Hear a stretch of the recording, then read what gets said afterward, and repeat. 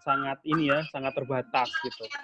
Jadi kami mengapresiasi sekali kepada para pembicara dan juga moderator yang telah meluangkan waktunya. Baik, mungkin acara sharing session ini akan kami segera mulai, dan selama jalannya acara kita akan dipandu oleh moderator, dan moderator kita pada siang hari ini adalah Mbak Arin. Mbak Arin adalah mahasiswa PhD School of Exercise and Nutrition Science di Deakin University Australia. Insya Allah berangkat dalam waktu dekat gitu ya. Kemudian beliau juga sebelumnya ngambil pendidikan Master of Public Health di University of Queensland, Australia dengan program beasiswa AAS atau Australian Award Scholarship. So, kepada Mbak Arin, waktu dan tempat saya persilahkan. Terima kasih.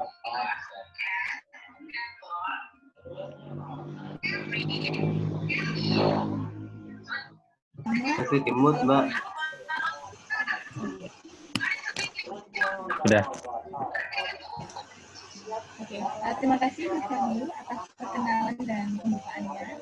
Pertama-tama, Assalamualaikum warahmatullahi wabarakatuh. Selamat siang semuanya. Bagaimana kabarnya Bapak Ibu dan teman-teman kalian hari ini? Semoga sehat semua ya. Waalaikumsalam.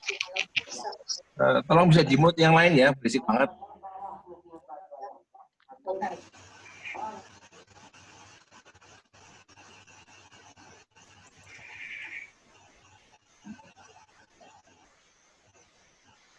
Oke, jadi bagaimana kita ketahui ya, jadi keinginan untuk melanjutkan studi doktoral atau PhD adalah keinginan bagi banyak orang. Nah, sebenarnya keinginan ini pun sudah diikuti dengan banyaknya peluang untuk menempuh studi PhD di luar negeri dengan berbagai macam beasiswa, misalnya beasiswa dari pemerintah Indonesia sendiri, pemerintah negara lain, ataupun dari universitas luar. Nah, tapi sayangnya keterbatasan terhadap akses informasi tentang bagaimana cara memperoleh beasiswa dan kesempatan studi di luar negeri ini terkadang kurang keras ya.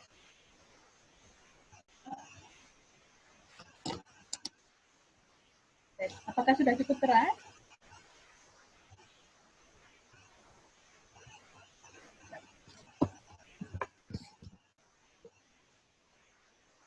Sudah.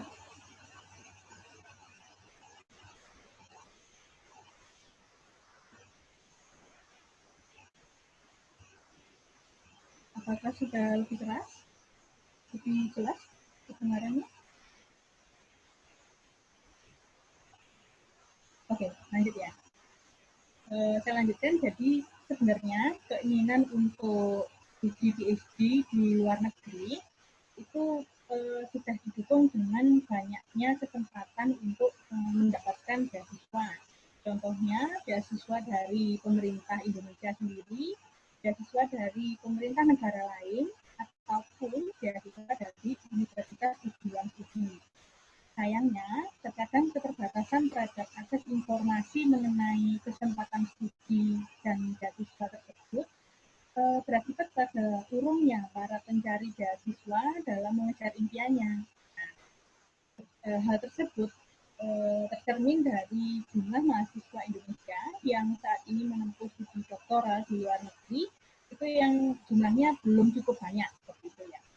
Tercermin dari situasi tersebut, maka kali ini riset berniat memfasilitasi Bapak Ibu serta teman-teman semuanya untuk mendengarkan penuturan secara langsung dari kedua pembicara kita mengenai pengalaman keduanya selama menempuh studi PhD di luar negeri, khususnya di United Kingdom dan Australia.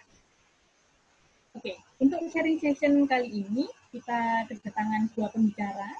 Langsung saja saya perkenalkan. Yang pertama adalah Ibu Marta Ranggi Primanti yang merupakan dosen di Universitas Erlangga. Dan saat ini beliau sedang menjadi mahasiswa PhD di Crawford School of Public Policy di Australian National University atau ANU. Pembicara berikutnya adalah Namira Samir yang merupakan PhD student of Human Geography and Urban Studies di London School of Economics and Political Science atau LSE di Inggris. Nah, tidak lupa, sharing session kali ini juga akan diisi dengan sesi tanya jawab selama kurang lebih 30 menit. Dalam rentang waktu yang diberikan tersebut, kami berharap bahwa Bapak Ibu serta teman-teman sekalian dapat mengumpulkan sebanyak mungkin informasi tentang bagaimana cara mendapatkan kesempatan studi PhD di UK dan Australia, tips-tipsnya tentunya ya, dan gambaran kehidupan akademik serta non-akademik yang dihadapi para pembicara ketika studi di Inggris dan Australia. Dan sebelum kami mulai, tidak lupa saya sampaikan bahwa kali ini kan di mute semua ya. Nanti kalau misalnya ada problem atau sesuatu yang ingin disampaikan, bisa langsung disampaikan lewat speaker. Oke, untuk mempersingkat waktu, langsung saja saya persilahkan kepada Ibu Marta Randi Primanti untuk menyampaikan materi.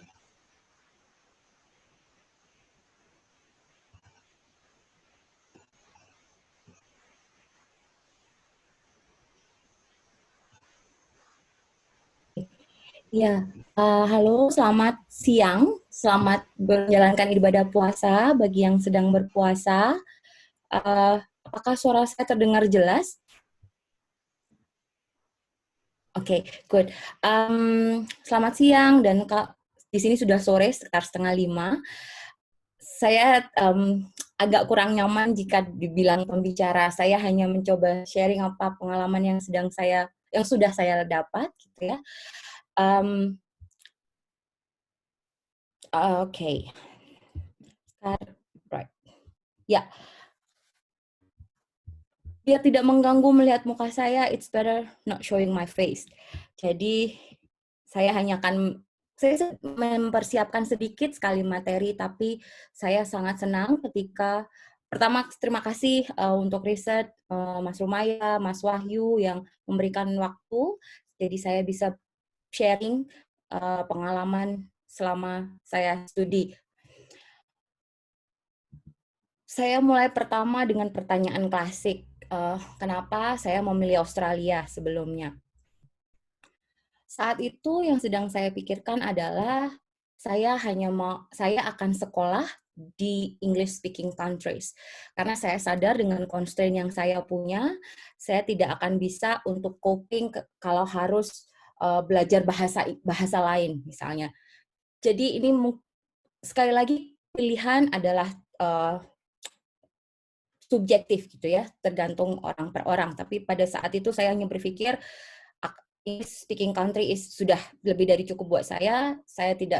Artinya saya tidak harus belajar bahasa lain untuk survive selama 4 tahun. Ya walaupun mungkin di universitas akan tetap menggunakan bahasa Inggris misalnya di negara yang tidak berbahasa Inggris, tetapi ketika kita keluar dari kampus, karena hidup kita tidak cuma di kampus, kita tetap harus belajar bahasa mereka, dan saya saat itu berpikir itu salah satu burden yang saya rasa tidak bisa, jadi saya mikirnya Australia one of English speaking countries.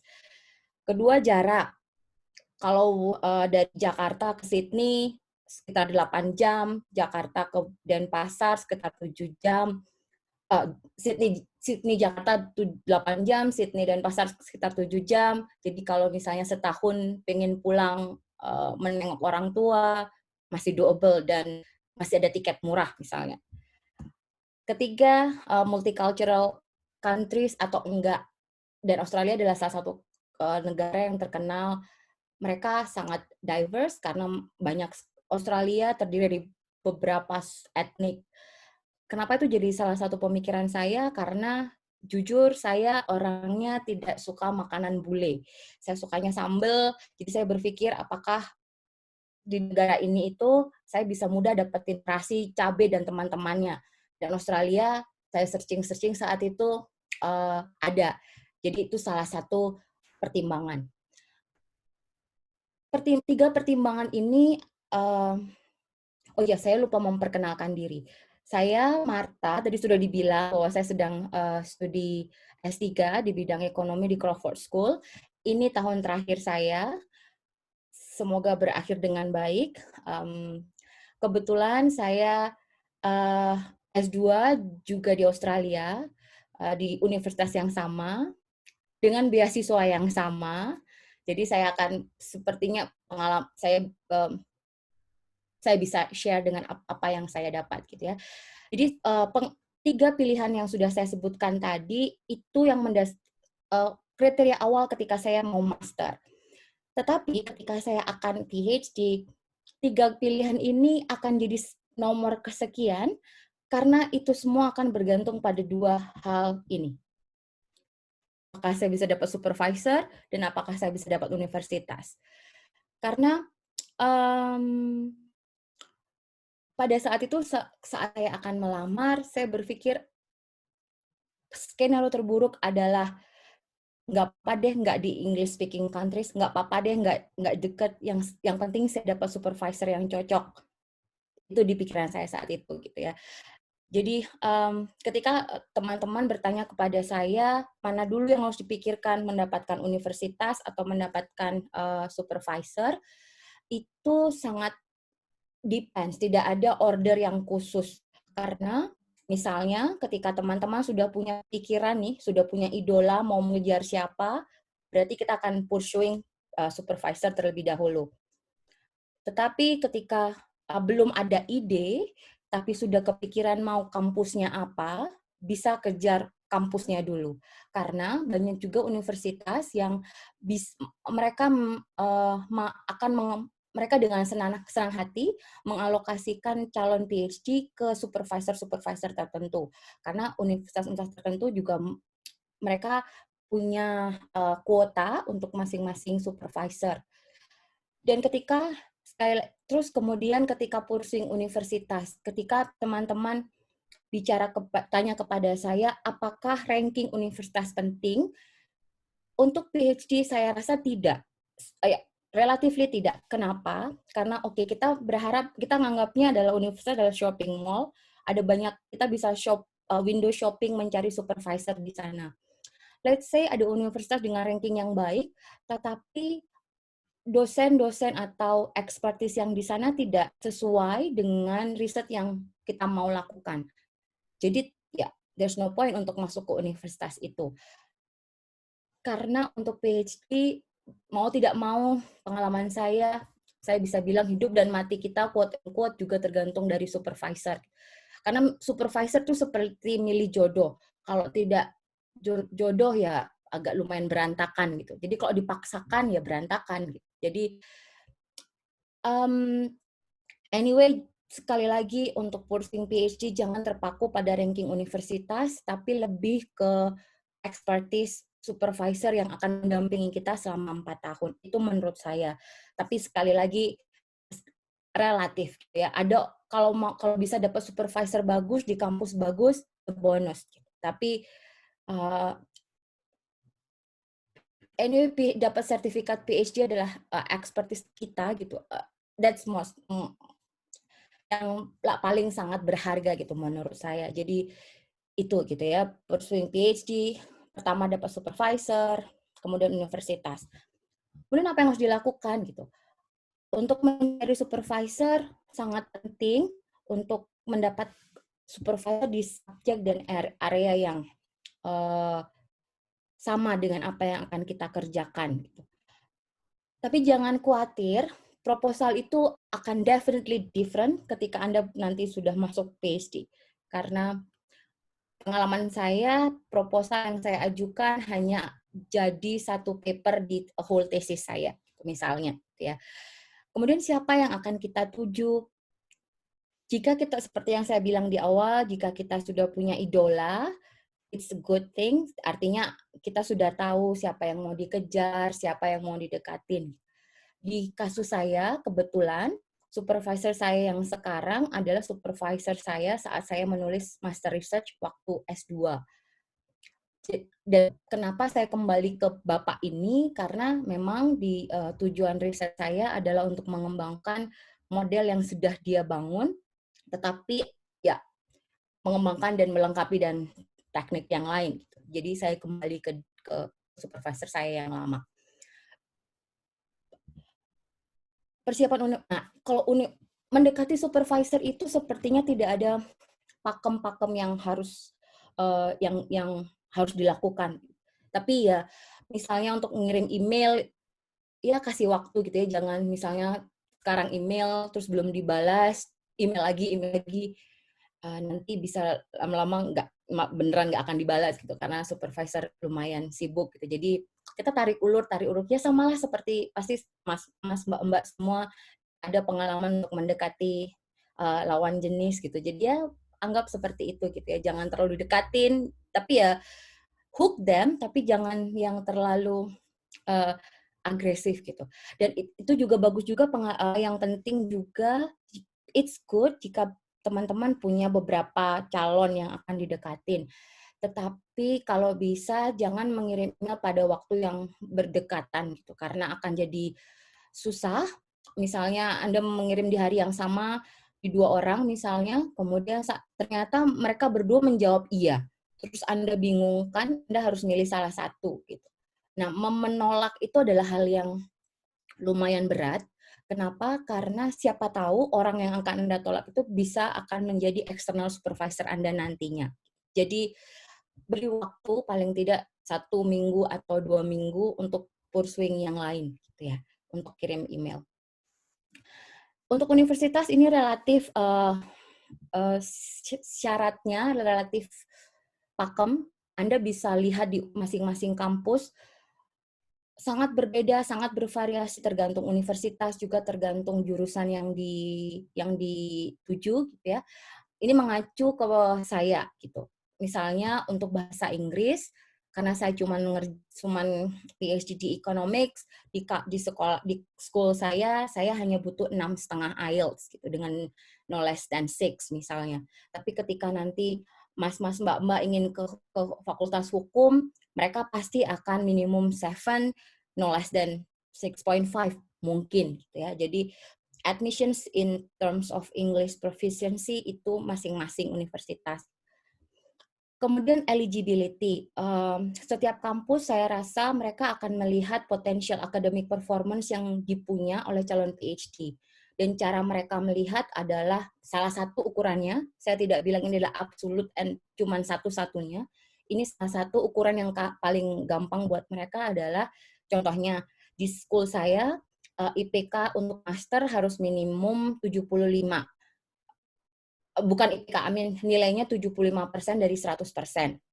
Misalnya, itu di sekolah saya. Kemudian quality of proposal. Itu juga sangat subjektif tergantung kampus, karena mereka akan mencocokkan proposal yang kita kirim dengan kapasitas yang mereka punya. Apakah itu cocok dengan supervisor, apakah itu cocok dengan program yang mereka punya, dan school yang kita apply misalnya. Kemudian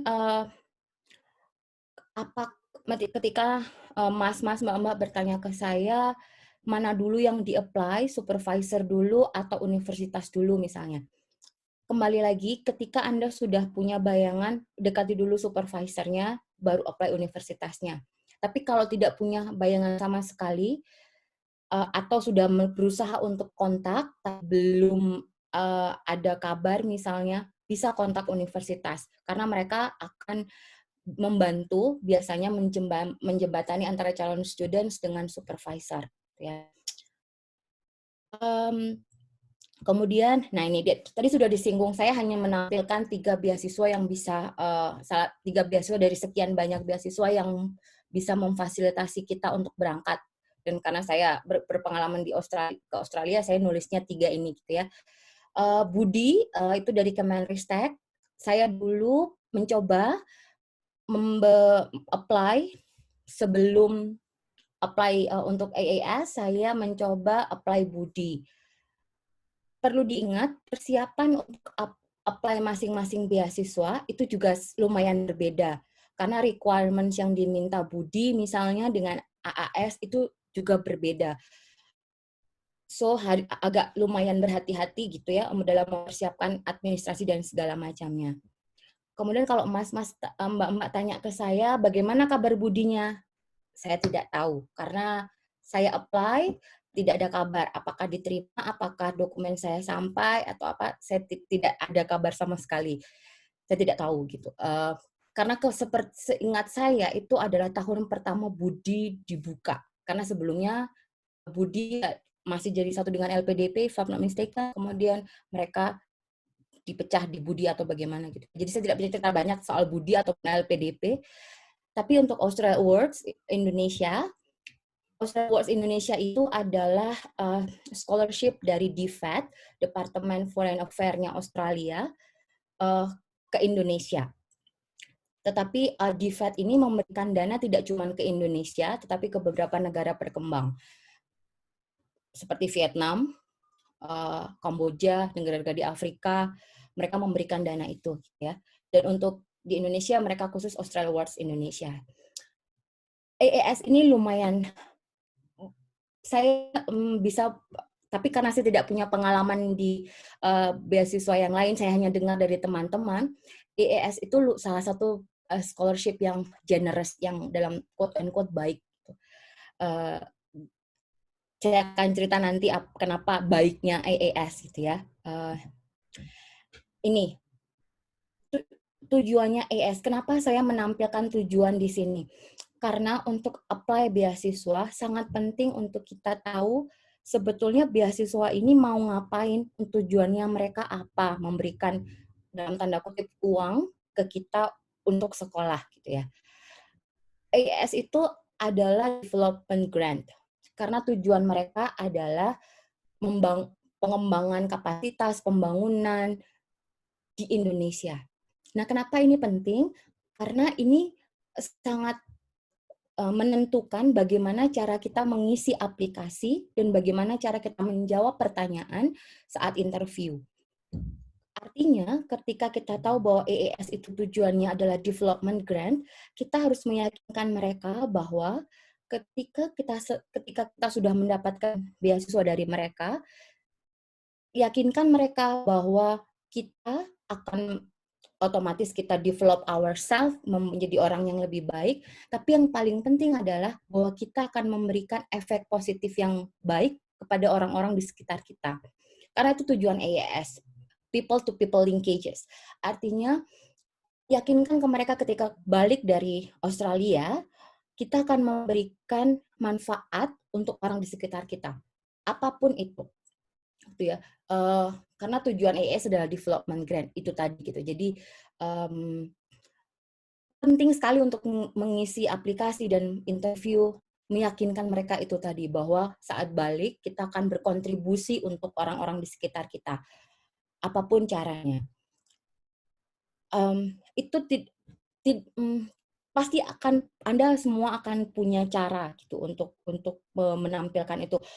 Kalau misalnya dosen sangat mudah dan tanda kutip itu ceritanya mudah gitu karena kita akan bisa bercerita bahwa saat kembali saya akan dengan ilmu yang saya punya akan memberikan sistem pengajaran yang lebih baik dan bla bla bla. Bagi teman-teman yang merupakan staf PNS itu juga sangat baik gitu karena Anda adalah orang-orang di garda terdepan untuk sebagai policy makers gitu dan Australia sangat berharap bahwa policy maker-nya di Indonesia adalah orang-orang yang terdevelop dalam tanda kutip dengan ilmu yang baik dan segala macam gitu ya. Untuk kategori penerima ada targeted, non-targeted. Bedanya apa? Sayang sekali di website-nya yang sekarang mereka tidak menunjukkan berapa persennya, tetapi ada bedanya antara targeted dan non-targeted. Saya sebagai dosen dari Universitas Airlangga, saya bukan targeted, saya masuknya non-targeted. Karena yang targeted cuma dari daerah yang GFAST, kemudian embassy partner, dan government Indonesia, seperti Bappenas, KPK, itu yang masuk ke, jadi institusi pemerintah gitu ya di sentral, provinsi ataupun lokal itu masuk ke dalam targeted. Di luar itu masuk non targeted gitu ya, termasuk dosen. Nah, persyaratan ini yang saya bilang ketika Anda melihat ini Anda akan tahu bahwa Australia World Scholarship itu baik. Tapi sebelum melihat kebaikannya, dilihat ini priority development area. Yakinkan dulu ketika Anda mau apply Australia World Scholarship, ilmu yang mau Anda pursue itu masuk di dalam development area mereka. Dan ketika Anda lihat misalnya di sini, Anda tidak akan menemukan contohnya misalnya medical science di sini. Yang mereka punya adalah public health. Kenapa? Karena mereka tujuannya adalah tadi develop orang-orang yang bisa memberikan kontribusi ke banyak orang. Jadi agak susah ketika mau ngambil spesialis misalnya. IAS mereka tidak bisa itu. Tapi kalau mau ngambil public health, mereka punya, gitu ya. Jadi seperti Anda lihat bahwa IAS punya development area tertentu dan pastikan fields yang mau Anda kejar ada di sana. Kemudian IPK 2,9. Saya rasa untuk dapat IPK 2,9 di zaman sekarang itu lumayan gampang, sepertinya, gitu ya. Dan ini, IELTS. Untuk masuk universitas, kita butuhnya paling tidak adalah 6,5. Seingat saya ketika dulu saya apply Budi, saya harus dapat letter of acceptance dari kampus.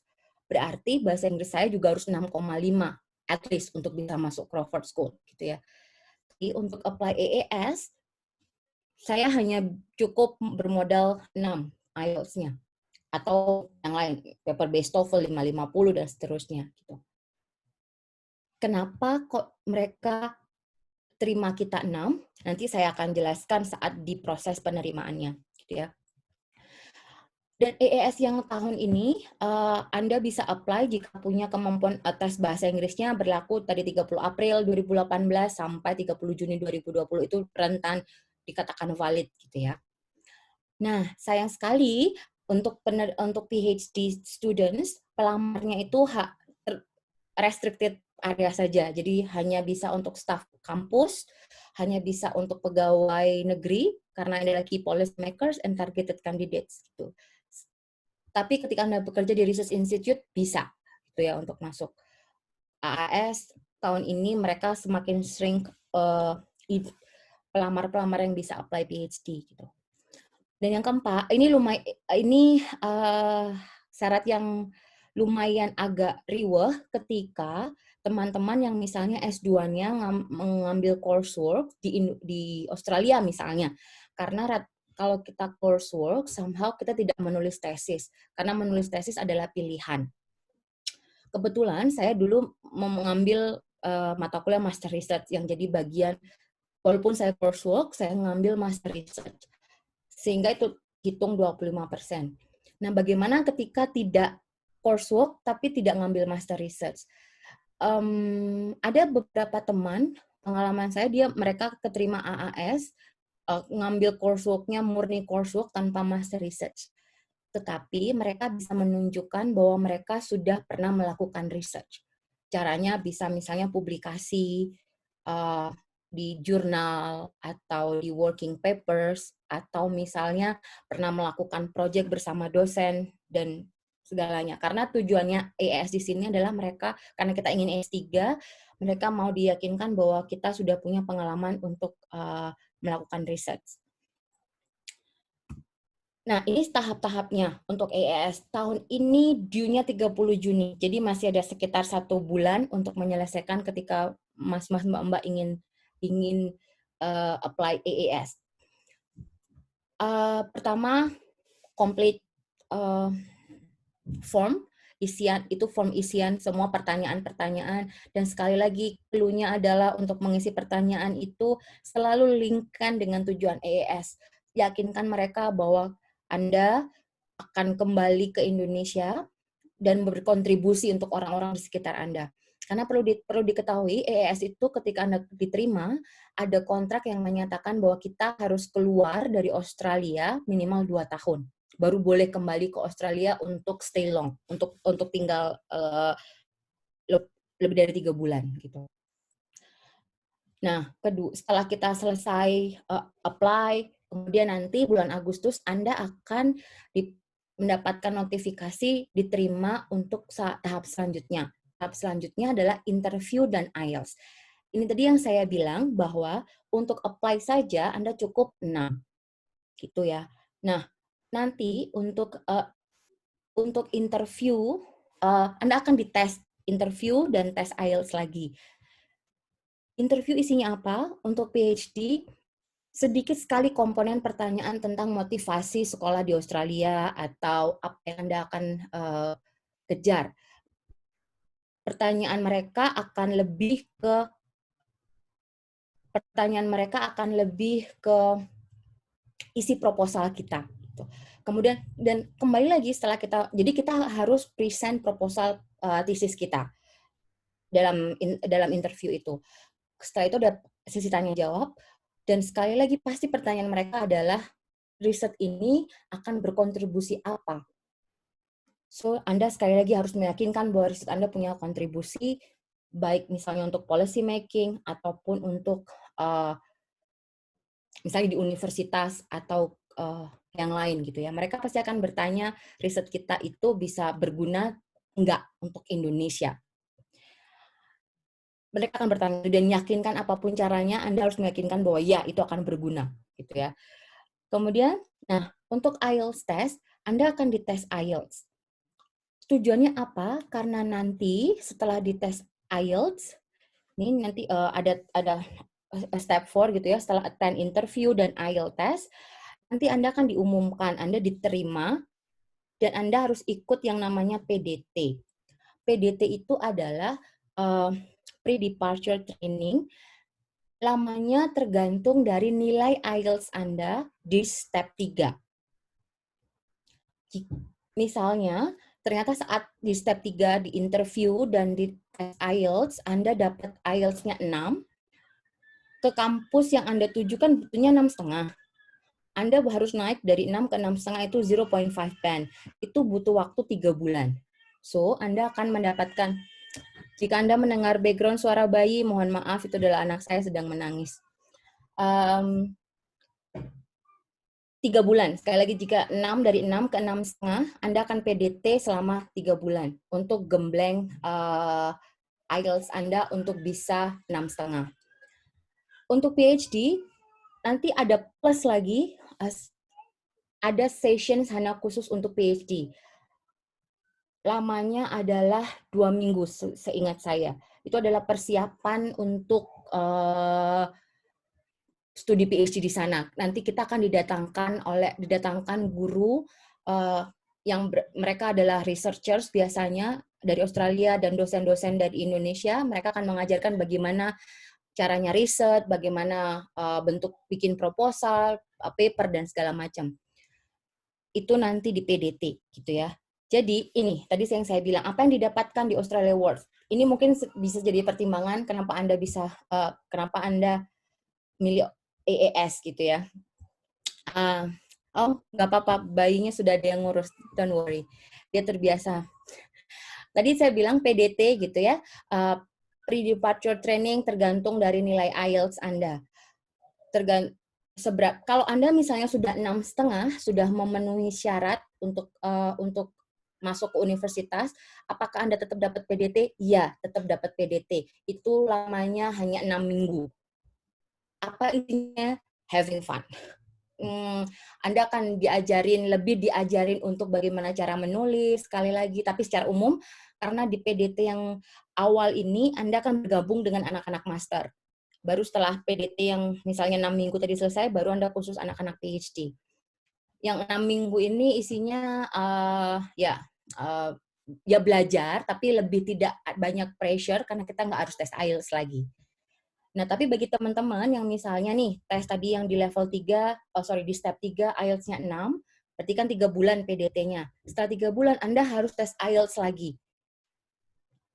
Kalau misalnya nilainya tidak 6,5, Anda harus tes lagi, tapi biaya sendiri. Yang tes pertama tadi, Anda dibiayain oleh AAS.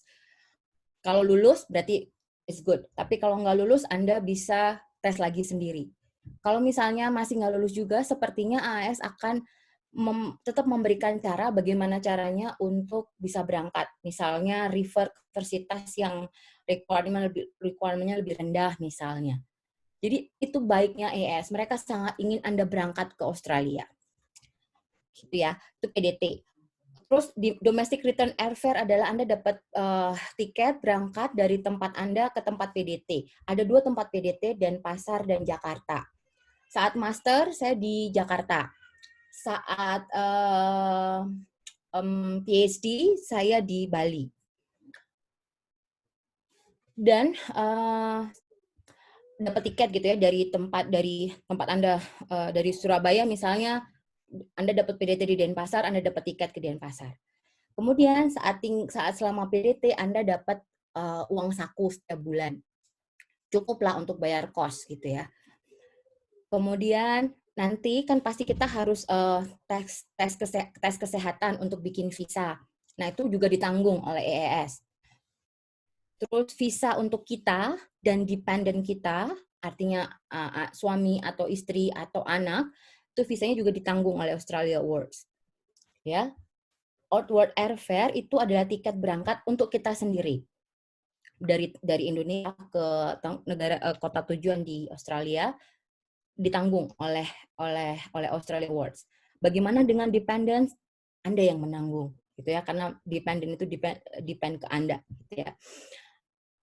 Kemudian insurance gitu ya, OSHC. OSHC Anda itu akan ditanggung oleh AES. Untuk student ditanggung oleh AES. Tetapi OSHC keluarga ditanggung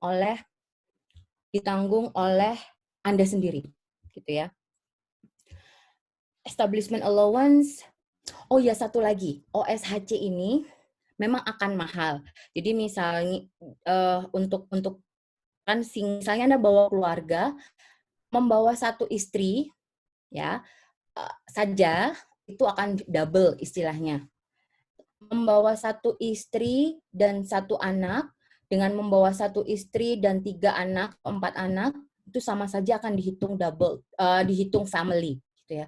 Memang lumayan mahal untuk membayar asuransi, tapi itu akan pay off karena saya yakin 4 tahun tidak membawa keluarga itu lumayan agak berat gitu ya. Terus bagaimana cara memanfaatkan OSHC? Kita pasti tidak mau berdoa kita sakit gitu. Karena OSHC kan asuransi kesehatan, jangan sampai kita sakit. Caranya memanfaatkan OSHC adalah Anda atau istri Anda melahirkan di Australia. Itu cara memanfaatkannya. Jadi seperti yang saya lakukan. Jadi karena biaya melahirkan di Australia sangat mahal, tetapi karena kita sudah punya OSHC, jadinya gratis gitu dengan fasilitas yang sangat baik. Oke, kemudian establishment allowance kita dapat setiap 2 minggu. Sepertinya sejak zaman Mas Rumaya sampai sekarang belum naik-naik karena ya memang inflasi di Australia tidak terlalu tinggi. Dapatnya setiap 2 minggu. Kemudian kita dapat establishment allowance itu sekali dalam studi, yang setiap 2 minggu adalah stipend, contributions to living cost. Kalau yang establishment allowance itu dapatnya 5.000 Australian dollar, itu cuma sekali. Kemudian kalau kontribusi kalau si stipendnya dapatnya 1.150 setiap 2 minggu. Kalau single cukup, tapi kalau dengan keluarga saya rasa tidak. Jadi partner Anda harus bekerja. Informasi juga karena Anda ngambil PhD, partner Anda granted student dependent visa, tetapi unlimited working hours, gitu, karena sedang studi PhD, jadi partner Anda bisa bekerja, gitu ya. Kemudian saat sampai di Australia, Anda akan bisa join IAP, itu persiapan menuju coursework, karena ada beberapa kampus seperti yang saya lakukan kemarin, sebelum menginjak PhD, the real PhD, 1 tahun saya harus coursework. Jadi di ANU ada part A dan part B. Jadi part A-nya coursework, kalau lulus bisa ke part B. Kalau tidak, baru dipikirkan ngapain gitu ya. Master dan PhD tuitions, kalau SAS ini untuk PhD karena bisa dipakai macam-macam. Misalnya Anda butuh untuk tutor, salah satu tutor untuk statistik, or econometrics, or apapun, itu bisa dipakai lewat pakai SAS ini. Atau bisa untuk conference, tapi hanya untuk cuman tiket dalam negeri selama di Australia saja misalnya gitu ya. Dan Anda juga grant field work dibiayain oleh Australia Australia Work Scholarship. Jadi nanti field untuk PhD jangan khawatir. Yang jika Anda ingin field work selain dari AAS, kampus pasti menyediakan uang untuk field work. Jadi misalnya Anda memang harus field work, pasti akan ada uang di sana gitu dan mereka akan support itu gitu ya. Reunion airfare adalah jika Anda single, ini hanya single tidak membawa keluarga. Setelah 12 bulan di sana, Anda bisa pulang ke Indonesia dan tiket pulang ke Indonesianya untuk liburan itu ditanggung oleh Australia Awards jika Anda single. Tapi kalau Anda membawa keluarga, misalnya Anda punya keluarga di Indonesia, tidak dibawa ke Australia, itu akan terhitung single di sini. Jadi itu tetap akan dapat reunion airfare. Tapi ketika keluarga Anda bawa ke sini, Anda nggak dapat. Oke, dan ini yang paling ditunggu untuk mendapatkan yang terakhir adalah homeward airfare gitu. Nanti artinya tiket pulang ke Indonesia.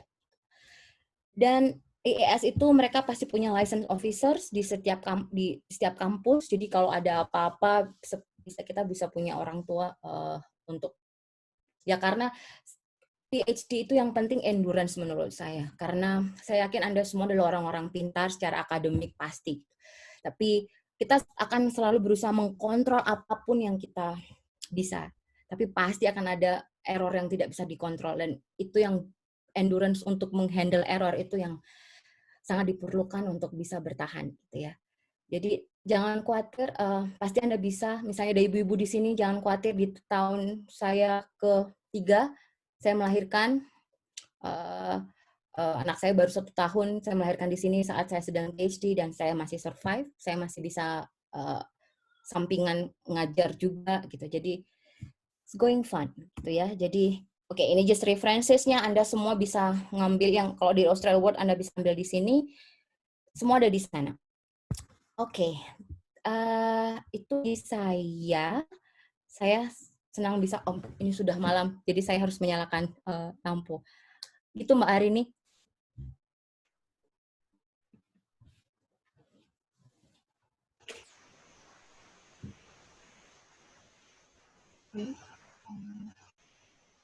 Terima kasih ya kepada Ibu Marta atas sharingnya. Sangat luar biasa sekali ya. Jadi kalau saya boleh menunjukkan sedikit bahwa dari berbagai beasiswa dan AS ya yang tadi sudah dijelaskan oleh Ibu Marta, maka sangat penting ketika kita mendaftar beasiswa ataupun mencari kampus dan supervisor bahwa kita harus mempertimbangkan berbagai hal ya, seperti tadi misalnya contohnya oleh Sumatera adalah interestnya tadi juga tempat-tempat dan bahasa juga, serta jarak dan macam-macam ya, banyak pertimbangan dan juga jangan lupa membaca kriteria dari masing-masing beasiswa yang teman-teman ingin apply. Oke, terima kasih sekali lagi untuk Ibu Marta. Sekarang langsung saja saya persilahkan kepada Namila untuk menyampaikan sharingnya ya.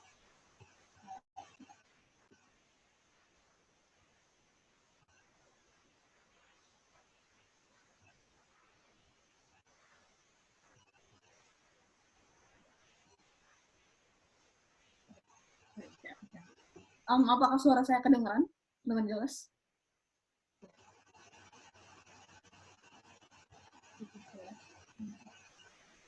Jelas? Baik, pertama-tama saya mohon maaf karena saya tidak mempersiapkan slide, jadi saya akan menyampaikan menggunakan pointers. Namun jika ada yang perlu ditanyakan, langsung ditanyakan saja. Atau misalnya ada perlu klarifikasi atau pertanyaan tambahan, bisa menghubungi saya nanti.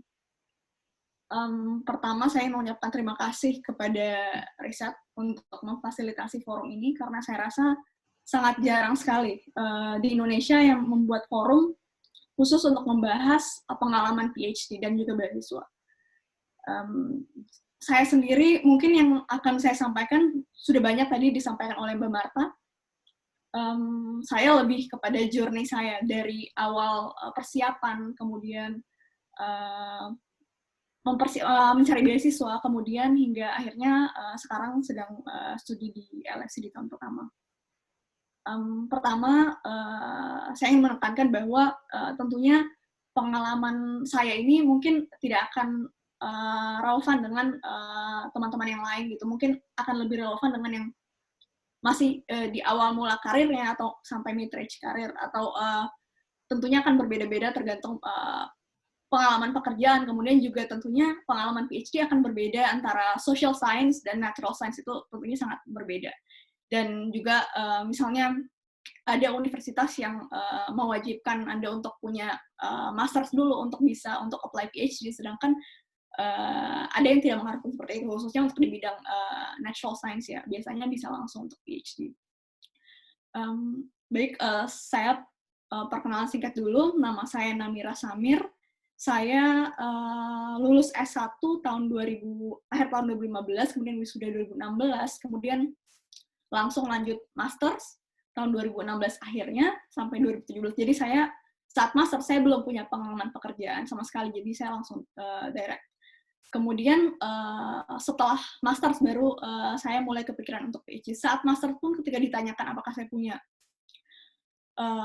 rencana untuk fix untuk PhD, saya belum punya rencana sama sekali karena saya belum tahu apa yang akan saya teliti nantinya dan apa konsiderasi urgensi saya untuk PhD itu apa sebenarnya. Hingga akhirnya saya bekerja di salah satu instansi setelah saya lulus Masters. Nah, di situ saya menemukan calling saya gitu. Jadi saya menemukan bahwa saya sangat tertarik untuk bekerja di bidang development studies, di bidang poverty alleviation khususnya.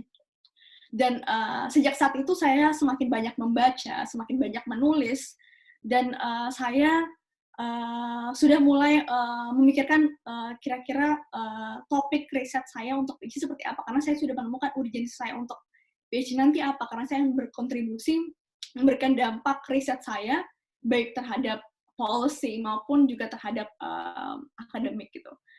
Nah, kemudian sejak saat itu akhir 2017 saya sudah mulai mempersiapkan untuk proposal saya sudah mulai proses penulisan proposal. Saya banyak berkonsultasi dengan dosen-dosen saya, khususnya dosen di Universitas Airlangga tempat saya satu dahulu. Saya banyak berkonsultasi dengan dosen di sana, kemudian mereka banyak sekali memberikan masukan terhadap proposal saya, terhadap pertanyaan penelitian, metodologi dan sebagainya. Jadi perlu kalian manfaatkan hubungan baik dengan para dosen tersebut. Kemudian juga tentunya dengan dosen saya di tempat saya studi master sebelumnya gitu. Nah, yang paling challenging saat itu adalah untuk balancing waktu bekerja dan waktu untuk persiapan PhD. Karena tentunya keduanya akan butuh konsentrasi yang sama gitu. Jadi jangan sampai pekerjaan Anda terbengkalai hanya karena Anda untuk persiapan PhD. Jadi saat itu saya sebisa mungkin setelah saya selesai bekerja, kemudian saya langsung kembali ke rutinitas saya untuk persiapan proposal saya, kemudian juga mulai melist dosen-dosen di kampus-kampus yang kira-kira risetnya cocok dengan saya di kampus mana saja gitu. Karena untuk bidang riset saya sendiri sangat interdisipliner. Jadi riset saya menggabungkan beberapa bidang studi gitu. Jadi sangat untuk pemilihan program studi cukup sulit saat itu. Nah, mungkin untuk lebih mengalir, saya akan menjelaskan sedikit tentang riset saya. Jadi riset saya adalah terkait saya meneliti tentang microfinance, jadinya terkait Islamic microfinance. Jadi bagaimana performance dari private sector. Saya tertarik apakah karena saya merasa bahwa institusi itu sangat penting gitu, institusi economic and political institutions. Jadi saya melihat apakah dan di Indonesia sendiri disparitas antara wilayah Indonesia Timur dan Indonesia bagian Barat itu sangat jelas, tapi di kebijakan publik Indonesia masih sangat kurang yang memperhatikan terhadap aspek regional disparity tersebut. Nah, kemudian saya tertarik apakah untuk bahkan untuk private sector initiative seperti microfinance, apakah juga perbedaan impact social outcomes dari microfinance di wilayah Indonesia Barat dan Timur itu juga dipengaruhi oleh inequality between regions, kemudian juga kapabilitas dari antara region tersebut. Jadinya tentunya ada aspek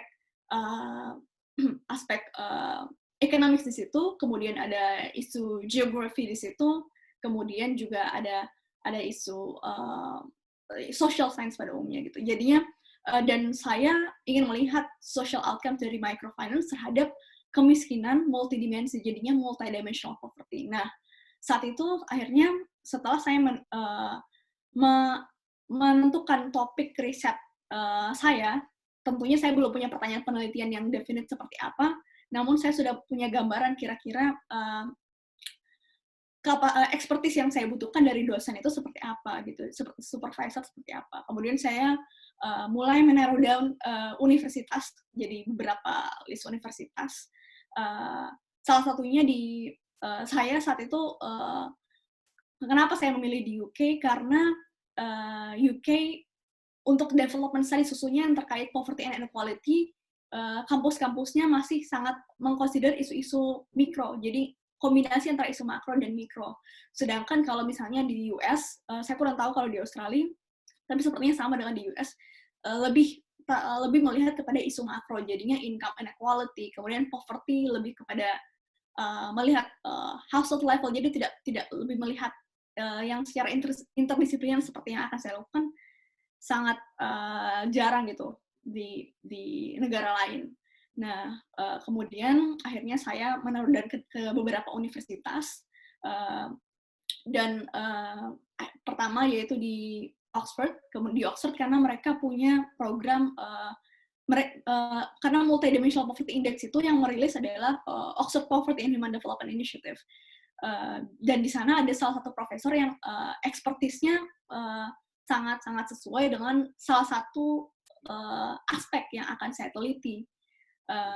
Namun ternyata meskipun di Oxford sendiri mereka punya Oxford Poverty and Human Development Initiative, tapi di program PhD-nya tidak ada supervisor yang keahliannya seperti yang akan saya cari. Mereka lebih fokus kepada isu-isu migration, kemudian African Studies. Jadi seperti itu, untuk memilih program PhD sangat-sangat kompleks. Jadi bukan hanya melihat program studinya atau melihat kampusnya, tapi juga melihat atau melihat research institute di kampus tersebut, tapi juga melihat apakah ada dosen yang keahliannya sama dengan Anda gitu.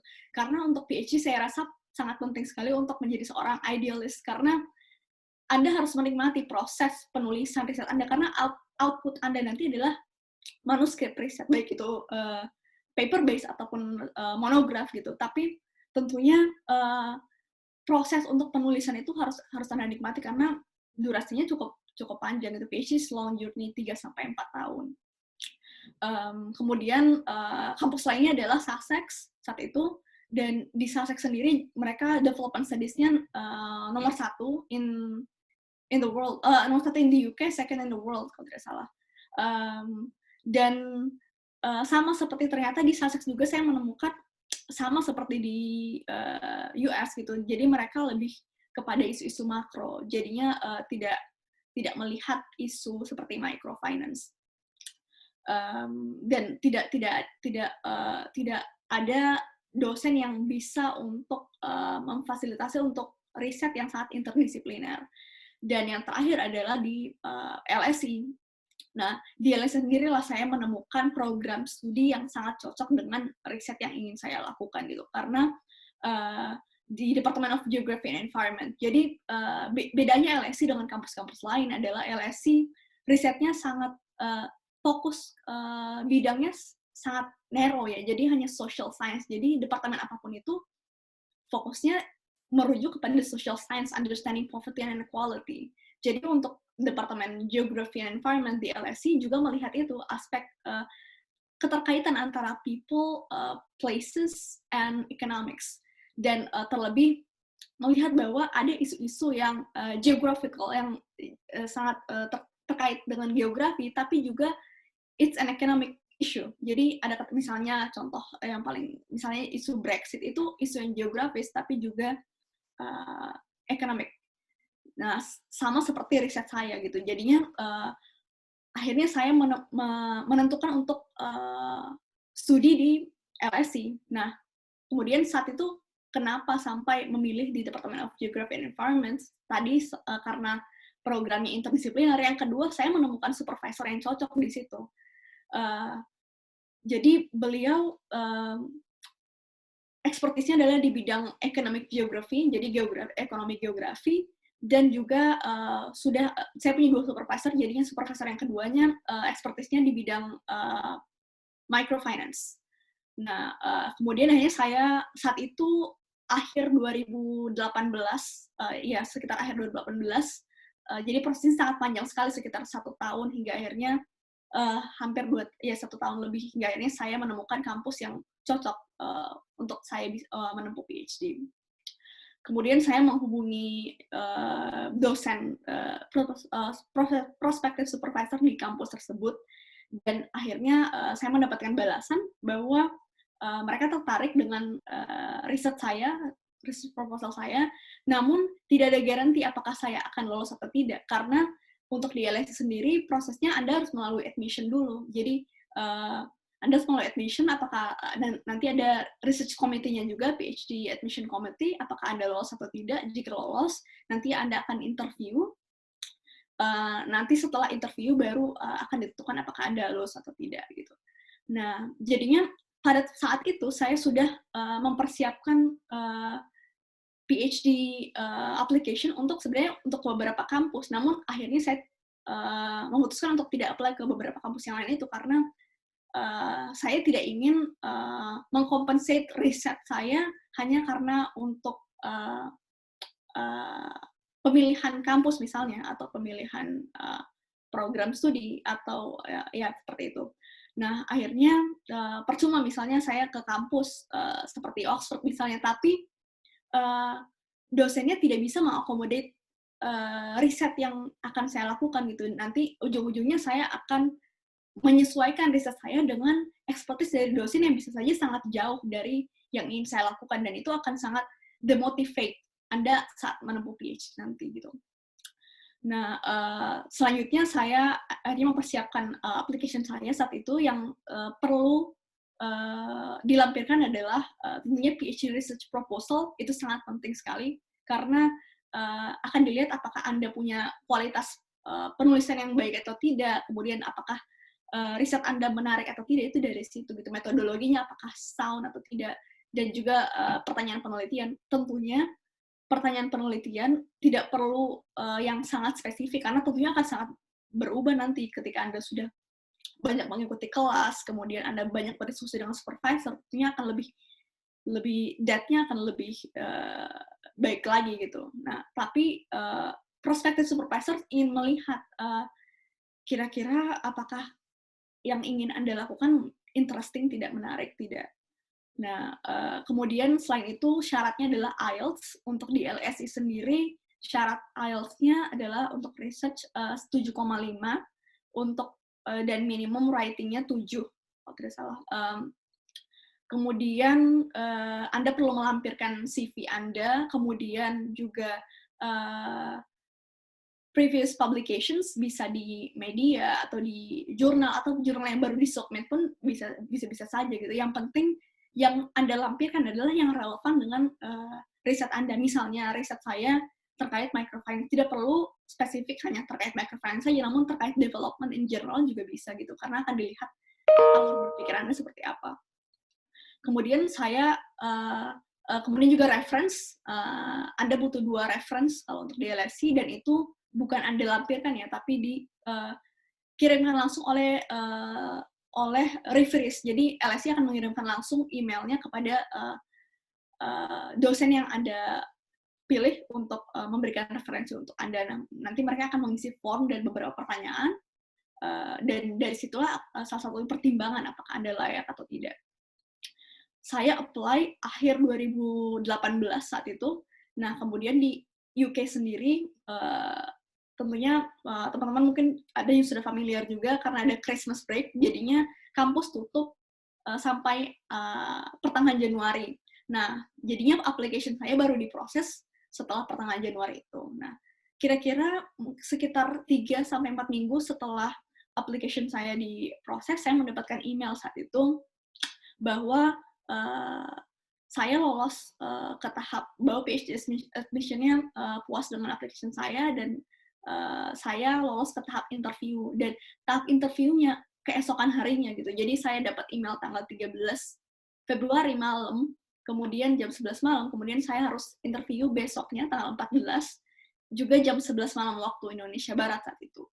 Nah, saat itu saya sedang dalam perjalanan dinas pada tanggal 14 itu, tapi saya sudah mempersiapkan untuk PhD ini sudah hampir 2 tahun, lebih dari 1 tahun saat itu. Jadi, saya merasa bahwa saya sudah siap untuk diwawancara, dan saya yakin jika saya memang layak bahwa bisa diberi kesempatan untuk ke kampus, ke LSI, maka saya akan bisa untuk lolos gitu. Nah, akhirnya saya mengiyakan, kemudian saya interviewnya sekitar 20-30 menit saat itu oleh kedua calon supervisor saya, dan pertanyaan-pertanyaannya lebih kepada aspek yang ada di proposal Anda, misalnya teori yang ingin Anda gunakan, kemudian approach-nya seperti apa, kemudian juga yang paling penting saat itu yang ditanyakan kepada saya adalah why LSI? Kenapa Anda memilih di LSI, nggak di kampus lain? Karena selain curiosity, LSI sangat butuh orang yang curious. Jadi yang sangat riset-risetnya menanyakan sesuatu yang sangat menarik gitu, dan untuk problem solving, ya, untuk menyelesaikan permasalahan-permasalahan khususnya di bidang development. Namun yang kedua adalah kenapa Anda memutuskan untuk studi di LSI saat itu. Nah, kemudian ya tentunya consideration saya yang sudah saya jelaskan tadi, saya sampaikan, kemudian diskusinya mengalir dengan sangat baik gitu, dan saya mendapatkan signal-signal positif bahwa saya akan lolos saat itu karena dari percakapan saat itu, saat interview. Namun saya tentunya masih menunggu. Jadi sekitar lebih dari 1 minggu saya baru mendapatkan formal official unconditional letter dari LSI. Nah, challenge selanjutnya adalah scholarship gitu. Gimana saya mendapatkan beasiswa untuk bisa ke LSI. Nah, saya mempersiapkan banyak application untuk PhD scholarship, karena untuk beasiswa PhD itu sangat banyak sekali gitu. Jadi nggak hanya dari negara, misalnya dari Indonesia, dari LPDP, atau dari misalnya Australia Awards tadi dari pemerintah Australia, atau dari UK untuk master siapa nih. Untuk PhD sangat banyak sekali. Jadi saran saya, jika Anda sudah memilih universitas, Anda harus bisa melihat di kampus itu ada offering untuk scholarship, tidak PhD scholarship. Karena menurut saya pasti ada, tapi mungkin saja tidak untuk semua program gitu. Nah, kemudian saya di-consider untuk scholarship juga dari LSI. Jadi LSI punya PhD studentship. PhD studentship-nya mengcover biaya hidup dan tuition fee. Jadi untuk international student pun di-cover gitu. Jadi untuk setahunnya LSI bisa memberikan PhD studentship kepada sekitar 60-100 orang untuk beasiswa. Nah, tapi masalahnya untuk beasiswa PhD dari LSI tidak mengcover untuk visa, untuk biaya riset, meskipun di kampus tentunya nanti akan diberikan biaya riset juga. Tapi riset saya nanti saya merasa bahwa akan membutuhkan budget yang cukup besar karena saya akan meneliti di Indonesia Timur dan Indonesia bagian Barat gitu, dan tentunya untuk data collection-nya akan membutuhkan financing yang cukup besar. Nah, akhirnya saya tentunya masih mencoba opsi-opsi lain juga saat itu. Saya juga mendaftar beasiswa dari Islamic Development Bank Scholarship. Jadi, jika ada yang belum tahu, jadi dari IDB sendiri memberikan beasiswa untuk PhD atau master juga untuk negara-negara berkembang dan negara third world countries juga. Beasiswanya di-cover kurang lebih sama seperti beasiswa dari pemerintah ya, dari LPDP misalnya atau Australia Awards. Namun bedanya adalah untuk IDB saya tidak tahu apakah berubah atau tidak sekarang. Sistemnya adalah debt, jadinya 50% dari beasiswa yang Anda berikan harus dikembalikan lagi nantinya ketika Anda lulus. Nanti dikembalikan kepada salah satu institusi di Indonesia misalnya yang community development atau NGOs misalnya untuk pembangunan di Indonesia gitu. Nah, tentunya saat itu saya tetap apply juga untuk beasiswa dari IDB untuk sebagai backup. Namun tentunya saya memikirkan bahwa mungkin untuk di studi PhD di negara seperti di Indonesia atau di Malaysia, bebannya tidak terlalu besar gitu, karena untuk repayment-nya. Namun kalau untuk di UK sendiri, tuition fee-nya sangat besar, ya, sekitar 20.000 pound sterling, atau sekitar 400 juta per tahunnya. Jadi jika saya harus mengembalikan 2 tahun tuition fee dan allowance, tentunya cukup struggling juga gitu, karena ya seperti itu. Kemudian jadi Anda ketika akan apply beasiswa, Anda harus membaca baik-baik skema dari beasiswa ini seperti apa, karena banyak saat saya apply IDB pun banyak teman-teman saya yang juga apply tidak memperhatikan hal itu. Mereka tidak tahu bahwa sebenarnya ada skema requirement seperti itu gitu. Jadi baca baik-baik untuk PhD scholarship opportunities di mana saja gitu. Tapi untuk dari kampus-kampus di UK umumnya sama seperti di LSE, mereka mengcover tuition fee dan living allowance. Namun tidak semua kampus mengcover tuition fee untuk rate international student. Biasanya untuk European Union saja misalnya, karena perbedaannya misalnya untuk European Union itu sekitar 8-9 ribu pound sterling, kemudian international student-nya 2 kali lipatnya, 18.000 gitu. Jadi biasanya ada kampus yang mengcover hanya untuk tuition fee rate-nya European Union, tapi living allowance tetap di-cover. Nah, saya juga apply ke, ada mendapatkan tawaran beasiswa juga dari salah satu kampus juga di UK, dan tawarannya juga sama seperti di LSE, yaitu living allowance dan tuition fee, namun mereka mengcover biaya riset, dan itu cukup generous juga. Cuman ya saya akhirnya memutuskan untuk tetap ke LSE, dan saya lebih memilih saya harus menunda untuk tetap ke LSE dibandingkan saya ke kampus lain tapi supervisor yang nggak cocok. Kemudian saya juga nantinya risetnya tidak akan termotivasi saat di LSE dengan dosen-dosen yang sangat kaliber di bidangnya gitu.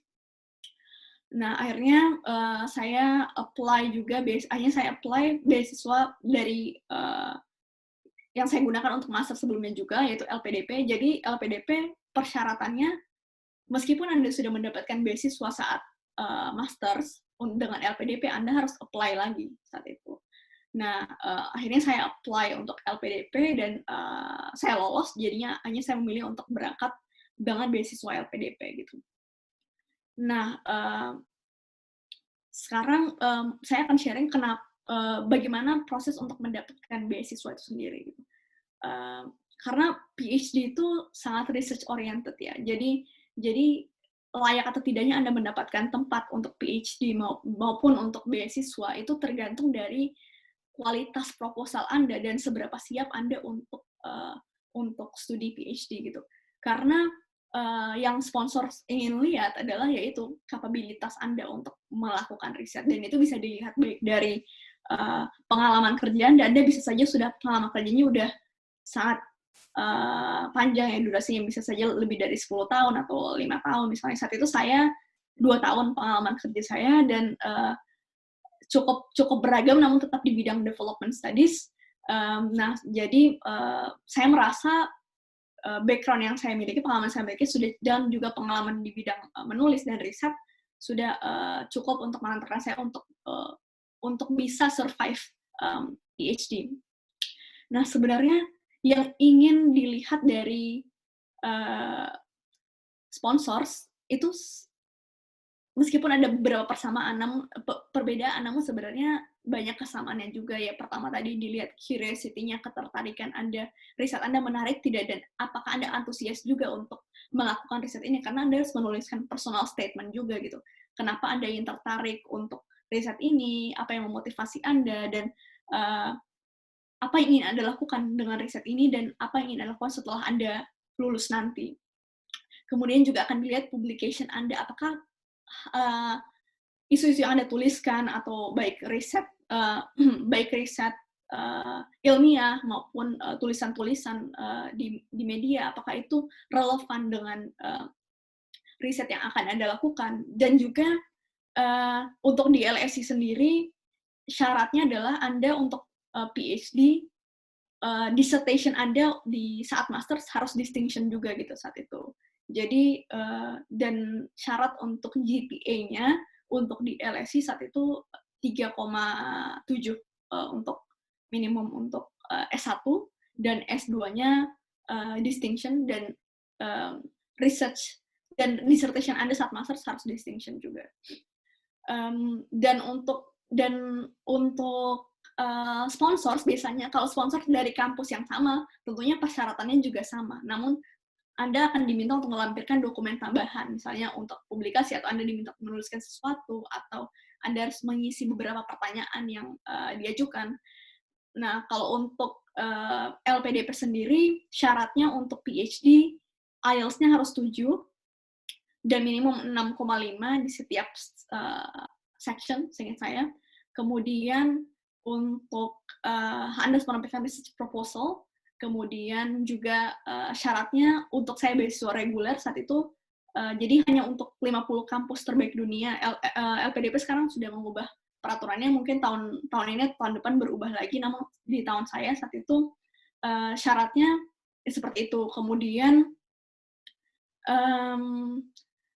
GPA LPDP sebenarnya tidak terlalu ini ya, kalau tidak salah sekitar 3,25 atau 3,5 gitu untuk S1-nya, kemudian S2-nya minimum merit, seingat saya. Jadi merit atau distinction. Jadi kalau di UK, jadi ada tiga grade, jadi pass, kemudian merit, dan terakhir distinction. Distinction itu sama seperti cum laude mungkin kalau di Indonesia gitu. Nah, kalau merit ya sudah hampir ke cum laude, but not enough.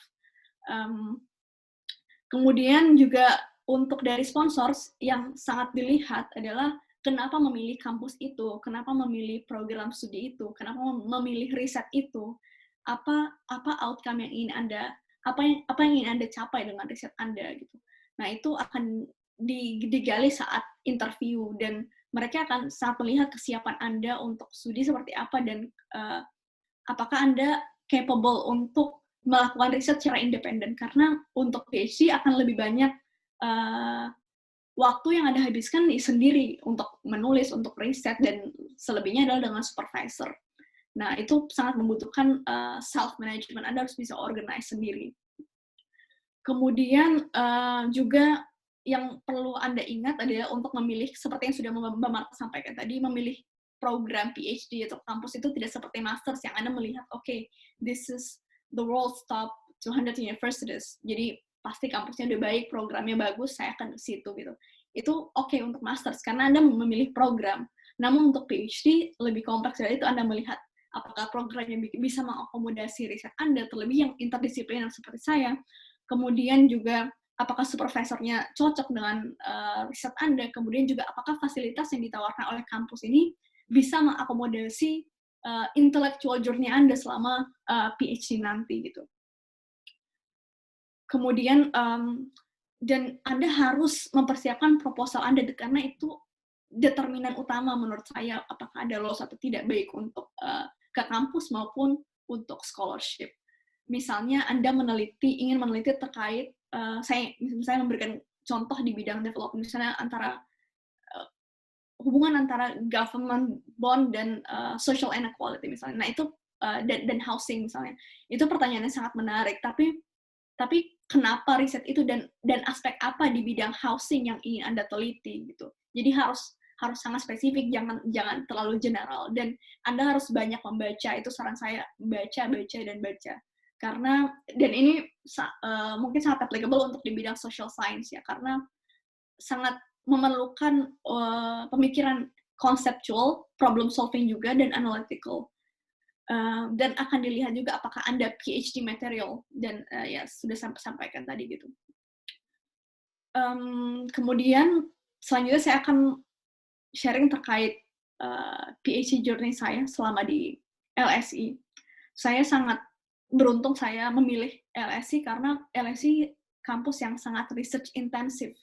Jadi apapun itu, baik Anda mau master terlebih untuk PhD, mereka sangat menekankan pada research output gitu. Jadi dosen-dosen di sini, profesor di sini juga sangat antusias untuk melakukan riset. Mereka terus-menerus melakukan riset baik di tingkat baik kolaborasi dengan pemerintah maupun dengan lembaga regional internasional maupun di lingkup kampus itu sendiri gitu. Nah, LSI sendiri salah satu consideration saya juga melihat kalau dari sisi kampusnya, LSI research output-nya pertama first in the UK, second in Europe kalau tidak salah. Jadi dan juga sama juga dengan departemen saya, Department of Geography and Environment, untuk bidang Human and Economic Geography-nya itu nomor 1 di UK and second in the world kalau tidak salah. Nah, kemudian di LSI sendiri PhD-nya lebih mungkin agak sedikit berbeda dengan PhD di kampus-kampus lain. Karena di LSI Anda bukan hanya terus-menerus dengan supervisor Anda, namun Anda PhD as a community. Jadi kalau program PhD saya untuk di LSI sistemnya sudah tema US, jadi tahun pertama Anda harus kelas. Jadi kelas setahun, tapi secara simultan Anda harus mengerjakan riset Anda juga. Nah, dan kelasnya berbeda dengan di kampus lain. Kalau di LSI, Anda untuk course-nya di-assess, jadi Anda harus exam. Jadi saya akan exam pada bulan ini sampai bulan depan. Dan tapi secara simultan Anda harus untuk progress untuk PhD Anda, karena di tahun pertama juga akan ada annual review, jadi first year review untuk upgrading ke tahun kedua. Jadi Anda harus bisa membalance waktu, time management untuk keduanya harus berjalan secara beriringan gitu. Dan disinilah pentingnya kapasitas Anda, apakah Anda bisa bekerja secara mandiri dan bisa memanage waktu atau tidak. Dan di departemen saya sendiri kami punya cluster-cluster, jadi ada cluster urbanization, planning and development, ada economic geography, kemudian ada environment juga. Jadi, dan itu di cluster-cluster ini Anda bisa untuk akan ada bi-weekly meeting, jadi Anda akan bertemu dengan kolega-kolega yang sedang melakukan PhD juga, dan juga misalnya LSI Fellow.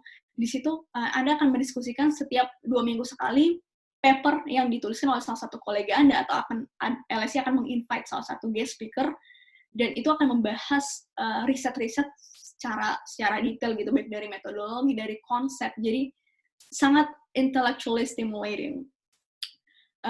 Kemudian juga di LSI punya public lecture, jadi mendatangkan tokoh-tokoh atau pakar-pakar di bidang development, dan itu saya merasa itu sangat bermanfaat sekali untuk riset saya, karena itu menambah wawasan saya dan juga bisa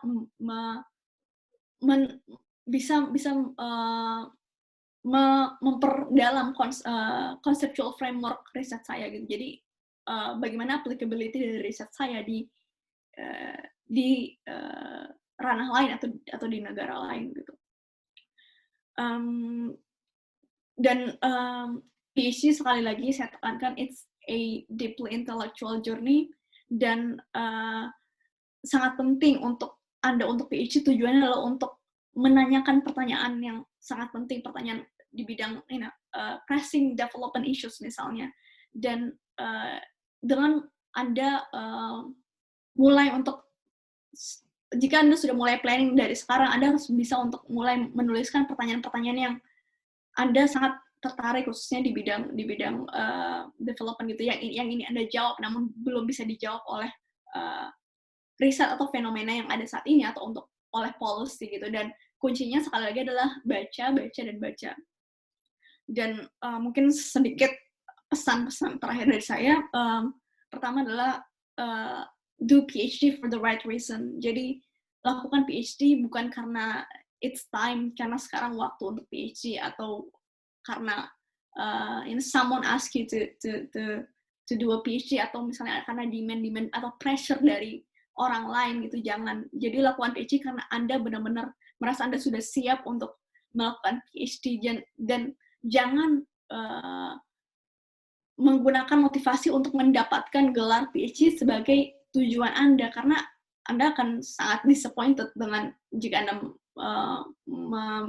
menentukan hal itu sebagai motivasi utama Anda untuk mendapatkan sebuah sertifikat PhD, karena Anda PhD is a long journey, jadi 3-4 tahun Anda akan berada dalam otak Anda selama 3-4 tahun itu berpikir keras, dan jika riset yang Anda lakukan Anda tidak tertarik dengan riset tersebut, maka Anda akan sangat terseok-seok untuk melakukan riset itu gitu. Itu yang pertama. Yang kedua, ya terus baca, kemudian juga jangan dan Anda harus bisa memaintain komunikasi dengan baik dengan dosen-dosen Anda di kampus sebelumnya gitu. Banyak meminta saran dari mereka karena mereka pasti sudah melakukan PhD, sudah PhD dan sudah punya gambaran kira-kira nanti seperti apa dan apa yang dibutuhkan untuk Anda dikategorikan layak untuk PhD, karena secara statistik lebih sedikit orang yang lulus PhD dibandingkan orang yang memulainya. Jadi lakukanlah PhD jika Anda merasa Anda sudah siap untuk menempuh gelar tertinggi di bidang akademik. Mungkin itu dari saya. Terima kasih.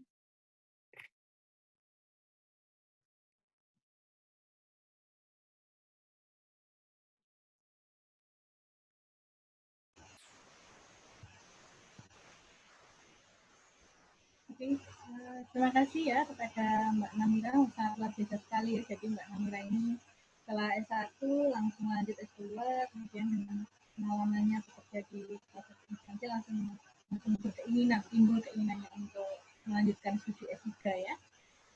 Oke, dan terima kasih Mbak Namira atas informasinya, sangat detail sekali. Oh ya, sebelumnya tadi sempat ada yang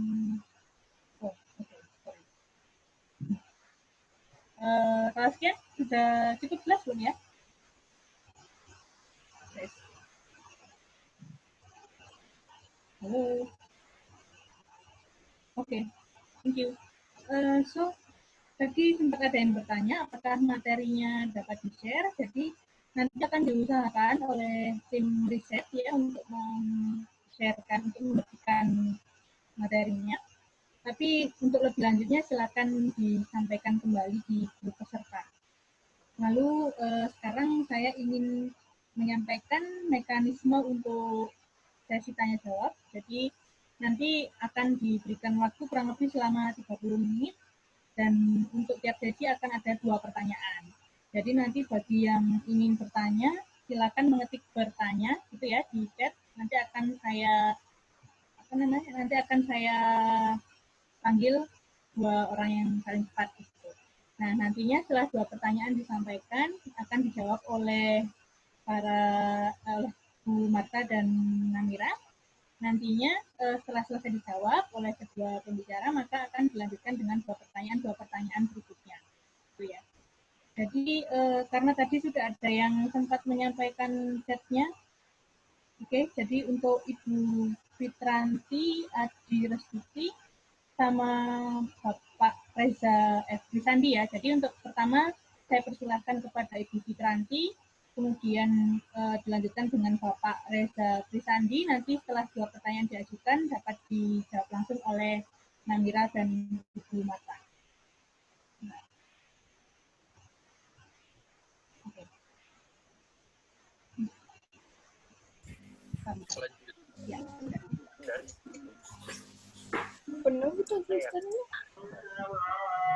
Assalamualaikum. Saya mau bertanya kepada Namira. Kebetulan saya udah terkait saya di sebuah instansi dan juga ekonomi Islam. Nah, untuk sejauh yang informasi saya dapatkan, beasiswa LPDP untuk PhD ini untuk program studi ekonomi Islam di Durham atau di kampus di UK yang lainnya itu ditiadakan untuk tujuan program studi Islamic Economic. Sedangkan karena saya sudah terkait di instansi sebagai dosen, maka harus linear research-nya dengan Islamic Economic Finance. Bagaimana menurut Mbak Namira, apa saja pilihan topik riset yang masih di jalur Islamic Economic Finance yang bisa mengakomodir untuk diterima di kampus di UK. Seperti itu. Terima kasih. Baik. Saya langsung jawab ya. Terima kasih Mbak Fitanti pertanyaannya. Untuk program Islamic Finance di UK memang sangat jarang, dan salah satu yang paling bagus ya di Durham. Nah, tapi sebenarnya sekali lagi untuk PhD Anda melihat kapasitas dosennya, dan itu bisa saja mereka profesor in finance atau in economics atau in management, tapi research interest-nya terkait dengan misalnya Islamic finance. Contoh yang ada untuk profesor yang ketertarikannya di sana adalah mungkin bisa dicatat di Cardiff. Jadi di Cardiff University ada profesor in entrepreneurship. Jadi mungkin Mbak bisa untuk riset misalnya di bidang Islamic entrepreneurship atau marketing, Islamic marketing, atau ya Anda bisa lihat expertise dosennya apa saja ada di websitenya. Nama profesornya Profesor Shumaila Yousafzai. Jadi beliau expertise tertarik untuk meneliti di bidang Islamic finance, dan di Cardiff mereka memberikan beasiswa, jadi beasiswa full scholarship untuk mengcover biaya hidup, kemudian tuition fee di level internasional, dan juga biaya riset, namun tidak di-cover untuk biaya perjalanan pulang pergi Indonesia, tidak di-cover, dan visa juga tidak di-cover. Yang di-cover tiga hal itu. Nah, kemudian sebenarnya ada satu profesor lagi di Newcastle University. Jadi di Newcastle University ada profesor namanya Profesor Jane Pollard. Dia juga ekspertisnya di bidang Islamic Finance. Namun lebih melihat kepada isu regional tadi. Jadi ini sama human geography, human and economic geography. Namun risetnya Islamic Finance. Beliau salah satu yang direkomendasikan juga oleh profesor saya saat itu di Durham, karena kebetulan saya masternya juga di Durham, Profesor Jane Pollard. Jadi ya beliau ekspertisnya di bidang Islamic Finance. Kemudian ada kampus lain di Bangor, kalau tidak salah, itu di Wales ya. Nah itu juga mereka punya program PhD in Islamic Finance. Karena saat di Durham saya summer school, ada salah satu peserta, beliau PhD-nya sedang di Bangor, tapi saya tidak tahu apakah ada beasiswa atau tidak untuk PhD. Namun bisa Mbak untuk cari tahu lebih lanjut lagi, karena saya rasa untuk PhD sangat banyak opsi untuk beasiswa. Mungkin itu dari saya. Oke, terima kasih kepada Namira atas jawabannya. Saya persilahkan kepada, sebentar, untuk Ibu Fitranti, apa sudah cukup jelas jawabannya? Halo? Ya.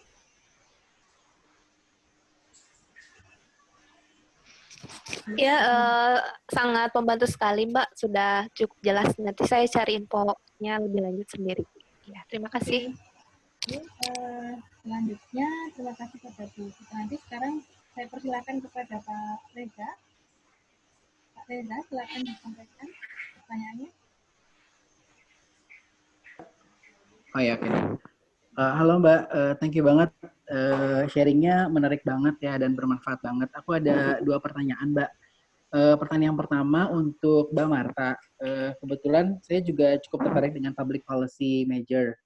Nah, sebetulnya kalau di Australia itu dia pendekatan public policy-nya tuh apakah lebih ke kuantitatif atau kualitatif ya? Karena kan setahu saya kalau di US itu kan lebih ke modeling gitu kan ya, kayak dia lebih modeling, sementara kalau di Europe itu lebih ke sosial kualitatif gitulah si metodenya. Kalau di Australia itu seperti apa? Terus kemudian boleh nggak di-share kira-kira risetnya Mbak Marta ini terkait tentang apa untuk di public policy? Terus yang kedua, pertanyaan untuk Mbak Namira dan Mbak Marta juga. Tadi saya sempat dengar kan ada exam di tahun pertama ya, di first itu kan ada exam. Nah, setahu saya di US itu juga ada exam di setelah tahun kedua dan mereka itu kayak semacam ada penentuan apakah mereka bisa lanjut ke PhD candidacy atau enggak. Dan selama 2 tahun itu mereka kayak semacam masuk kelas atau ada coursework gitu dan harus pass di beberapa mata kuliahnya. Nah, apakah di UK juga di UK dan di Aussie juga sama? Sebelum ada kayak semacam exam itu, apakah ada kayak semacam kelas juga atau seperti apa ya? Mungkin itu dulu. Thank you banget. Terima kasih. Oke, silakan kepada Ibu Marta dulu atau Manita dulu. Saya dulu. Iya, ke Bu Marta dulu ya. Oh, iya. Oke. Ya, terima kasih Reza. Ya, memang saya bilangnya Crawford School Public Policy. Tapi di dalam Crawford School Public Policy ada seperti tiga departemen, economics, kemudian public policy, dan yang ketiga itu adalah environmental development something. Pokoknya berbau-bau environment gitu ya. Nah, saya masuknya ke yang economics. Jadi isi tesis saya sebenarnya tidak fully ke public policy, lebih banyak ke economics, menggunakan modeling, karena kalau mau saya cerita riset paper saya memang tentang productivity analysis di industri manufaktur di Indonesia. Paper saya saya memilih tesis tesis by papers, jadi seperti kumpulan paper begitu, 3 paper untuk sementara yang sedang 3 paper yang sementara 3 paper gitu ya, kemungkinan akan ditambah. Yang pertama quite technicals gitu, karena saya tujuannya adalah bagaimana cara menghitung productivity yang benar-benar bisa mencerminkan heterogenitas dari firms. Yang kedua, sebetulnya kita tahu bahwa salah satu permasalahan di Indonesia adalah inequality, dan sebenarnya wage inequality di firm ini bagaimana sih pengaruhnya ke productivity, apakah kita harus maintain, karena kan ya people argue kalau more equal itu nanti orang akan dimotivasi dan sebaliknya tentang itu. Itu juga quite technical, tetapi kemudian sekali lagi karena saya belong to public policy, yang nomor 2 ini, jadi setiap paper akan ada sedikit public policy-nya gitu. Tapi karena saya di economics, jadi saya lebih banyak pakai modeling. Cuman saya ada beberapa teman yang memang mereka enroll-nya di Departemen Public Policy and Government something. Jadi mereka bilangnya POGO gitu ya. Ini teman-teman yang biasanya di development studies, biasanya mereka riset-riset murni di policy di sisi policy gitu. Kalau tanya tentang kuantitatif atau kualitatif, sekarang lagi tren digabung. Karena saya dulu banyak teman-teman yang anak-anak POGO yang datang ke kami, ke anak economics untuk tanya modeling. Karena mereka ingin menggabungkan si kuantitatif dan kualitatif. Karena memang kalau kuantitatif kan untuk menjawab why itu kan agak ya one of drawback dari kuantitatif kan nggak bisa go dalam kan, nggak bisa deeper gitu. Dan mereka ingin berusaha menggabungkan itu gitu. Kemudian apa lagi? Coursework. Ya, kalau coursework setahu saya di Australia ada 2 yang harus coursework, di ANU dan di Melbourne. Seperti yang saya bilang tadi, di tahun pertama saya itu adalah part A. Jadi murni kita harus ngambil 8 mata kuliah, harus exam, kita ngambil kelas yang setara master, karena kan memang tidak ada kelas untuk PhD. Jadi kelasnya untuk anak-anak master, ya kita just do as master students, ya exam ya tugas gitu ya, dan keluar nilai gitu. Walaupun at the end saya juga belum lulus ya, jadi saya nggak tahu, cuman saya tanya-tanya ke teman-teman bahwa anyway nggak akan muncul itu di sertifikat kita gitu. Cuman part A ini menentukan, kalau di ANU menentukan apakah kita bisa ke part B atau tidak gitu. Jadi part B itu yang kita sudah tesis dan segala macam ya, maksudnya purely nulis gitu. Itu ada lagi ya pertanyaan? Udah itu saya rasa. Jadi memang harus coursework dan segala macam di tahun pertama. Itu hanya setahu saya ANU dan Melbourne. Ya.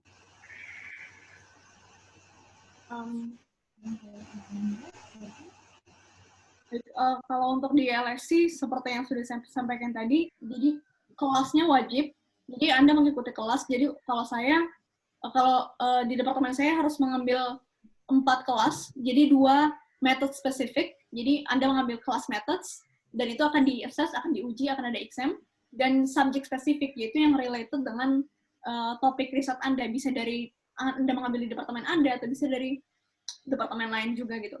Nah, kemudian untuk ujian tadi, ujian yang saya maksud, ujian baik untuk ujian kelas tadi itu akan diuji juga, jadi sama seperti Anda master di LSC program PhD-nya, kelasnya pun akan diuji. Kemudian untuk PhD progression-nya, setiap tahun ada Anda harus presentasi 2 kali. Jadi pertama presentasi dengan kolega-kolega di departemen Anda, jadi di depan para profesor, kemudian rekan-rekan PhD dan LSC Fellows yang lain. Kemudian nanti akan ada untuk presentasi behind closed doors, jadi ada examiner yang datang untuk melihat apakah Anda bisa progres ke tahun selanjutnya atau tidak. Seperti itu. Jadi sistemnya sama US, tapi kalau di US kan 2 tahun ya untuk kelas, kalau di LSC hanya setahun. Oke, bagaimana pada Pak Reza? Apa sudah diperjelas atau masih ada yang perlu diklarifikasi lagi?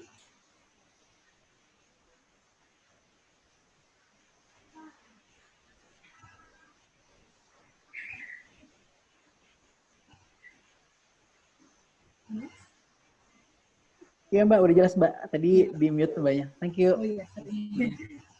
Oke, terima kasih pada Marta dan Mbak Amira. Untuk selanjutnya saya persilakan kepada pertanyaan berikutnya, yaitu Pak Herdi dan satu lagi. Silakan teman-teman bertanya di chat.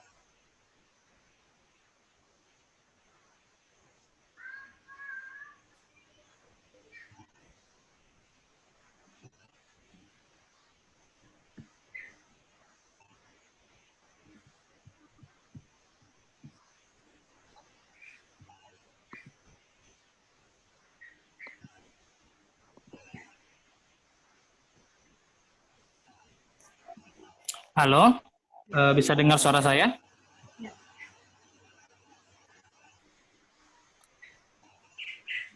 Ya, terima kasih Mbak Hesti hari ini. Saya cuma satu pertanyaan saja. Tadi Mbak Namira bilang kalau ketika kita menghubungi supervisor, kan kita lampirkan juga proposal penelitian. Tapi tadi juga dibilang kalau nanti pertanyaan penelitiannya bisa berubah ketika nanti kita mendalami PhD. Itu kira-kira di proposal tuh komponen apa saja yang perlu di-settle gitu ketika kita ngirim proposal ke supervisor. Itu aja Mbak, terima kasih. Bisa langsung dijawab. Terima kasih pertanyaannya. Jadi untuk proposal PhD, komponennya pertama harus ada background penelitian, dan itu mencakup kenapa Anda tertarik untuk riset itu, dan baik dari sisi policy maupun dari fenomena yang menarik, dan juga dari literature review. Jadi Anda harus punya konseptual Anda harus memperlihatkan bahwa Anda sudah melakukan riset literatur, studi literatur dengan baik gitu. Jadi Anda bisa melihat apa kontribusi yang ini Anda berikan terhadap literatur maupun terhadap policy, misalnya jika Anda ingin berkontribusi terhadap keduanya. Namun bisa juga hanya ke salah satu, bisa saja hanya ke literature. Namun kalau di LSI sendiri, karena sangat outcome-nya research oriented, jadi sangat menekankan terhadap literature harus lebih utama gitu. Jadi nggak bisa hanya berkontribusi terhadap policy saja, tapi tidak ada hal yang ingin Anda berikan terhadap literatur di bidang yang akan Anda teliti. Itu yang pertama.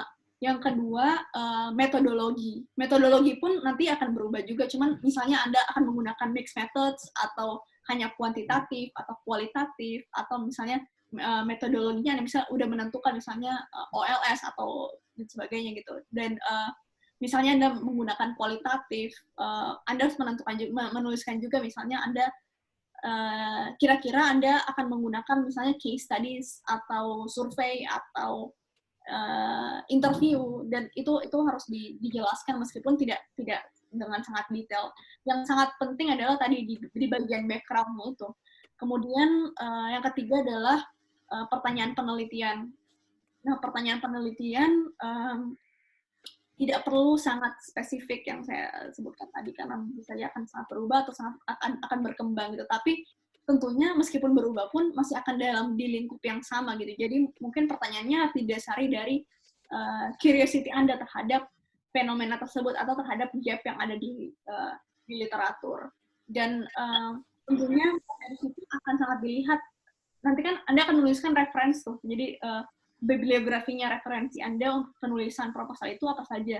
Nah, itu akan ditanyakan nanti saat interview oleh dosen, karena mereka kan ada pakarnya di bidang itu. Jadi mereka melihat apakah Anda sudah membaca literatur yang sangat penting, seminal work di bidang itu gitu. Jadi benar-benar harus banyak membaca untuk menuliskan satu proposal yang baik, dan tentunya tidak akan menjadi dalam waktu singkat. Anda itu akan terjadi secara gradual. Ya. Namira, saya boleh nambah ya, jump in ke yang Namira sampaikan. Mungkin bisa juga mengunjungi laman kampus. Misalnya di kampus mereka sudah bisa ngasih tahu apa yang harus ada. Misalnya ini saya buka di Crawford, mereka minta ada isinya abstract, aims, questions, lit review, dan anything. Ini juga bisa jadi panduan sih, misalnya bingung apa yang harus ditulis gitu.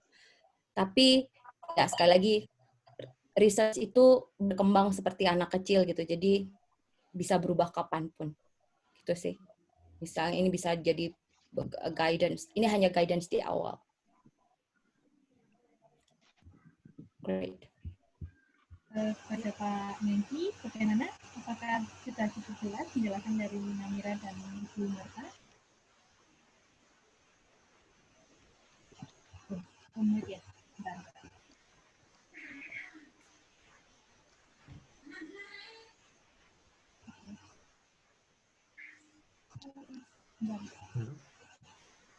Halo. Apakah suara saya sudah jelas? Baik, terima kasih. Pertanyaan saya untuk Bu Marta terkait dengan pemilihan supervisor. Jadi tadi kan disebutkan kalau Bu Marta memilih tentang topiknya tentang productivity ya. Jadi mungkin untuk pemilihan supervisornya itu apakah sebaiknya memilih yang lebih spesifik atau supervisor yang ahli di bidang productivity, atau supervisor yang ahli di bidang lebih spesifik ke beberapa method to approach productivity gitu. Jadi misalnya kan ada beberapa tools tuh untuk menghitung productivity. Nah itu apakah sebaiknya lebih general ke yang ahli productivity atau yang ahli ke bidang ke alat tertentu untuk menghitung productivity. Jadi lebih spesifik lebih baik atau the other way around gitu. Terima kasih. Halo Zeki, apa kabar di Inggris? Ya, menentukan supervisor apakah lebih spesifik atau general yang lebih baik, sebetulnya juga tidak ada resep yang pasti kan, maksudnya mana yang lebih baik. Yang saya sampaikan adalah kenapa supervisor saya, dia meneliti produktivitas karena tools itu hanya tools gitu ya. Ini mana? Tapi cuman kebetulan saja, jadi supervisor saya memang dia risetnya banyak soal produktivitas, dan kebetulan dia develop satu model yang belum, model yang dia bangun sendiri, tapi dia yang I'm finding itu bisa berguna jika bisa dikembangkan lebih gitu ya. Kebetulan saja approach saya ke dia adalah technical gitu. Tapi as a whole, sekali lagi tools itu tools bisa berubah gitu, tergantung research questions kita apa. Karena yang paling utama seperti tadi Mbak Namira sampaikan adalah research question itu yang penting gitu. Jangan menentukan tools dulu, baru research questions-nya apa. Karena ya seperti mau kita makan kan, kita mau makan apa, bukan menentukan pokoknya makan pakai garpu atau pakai sendok. So topik dari supervisor itu yang penting, dan saya rasa supervisor yang semakin mereka itu highly supervisor, mereka tidak akan terlalu kecuali mereka memang menjual model ya. Tapi saya rasa sekarang mereka juga lebih topik umum itu penting gitu. Jadi, I mean, jangan terpaku pada satu tool saja. Saya saja kebetulan saja karena di supervisor saya memang membangun model itu gitu. Tapi topik besarnya adalah karena memang dia risetnya banyak di produktivitas. Itu sih. Ya, mungkin menambahkan sedikit ya. Karena saat Anda akan mulai PhD nanti, Anda akan mengikuti kelas-kelas baik ya, teknologi gitu. Jadi itu akan sangat membuka wawasan Anda. Sudah Anda tentukan sebelumnya saat menuliskan proposal, bisa saja itu yang lebih relevan lagi, yang lebih sound lagi untuk riset Anda gitu. Jadi seperti yang Mbak Marta sampaikan tadi, yang paling penting adalah topik dan research question Anda seperti apa. Oke, terima kasih kepada Bu Marta dan Namira. Sekali lagi kepada Pak Yasin, apa sudah cukup jelas atau ada yang ingin ditanyakan kembali? Ya, jelas, terima kasih. Oke, berikutnya mungkin bisa ada 2 pertanyaan lagi ya sebelum kita akhiri sesi kali ini. Ada yang ingin bertanya?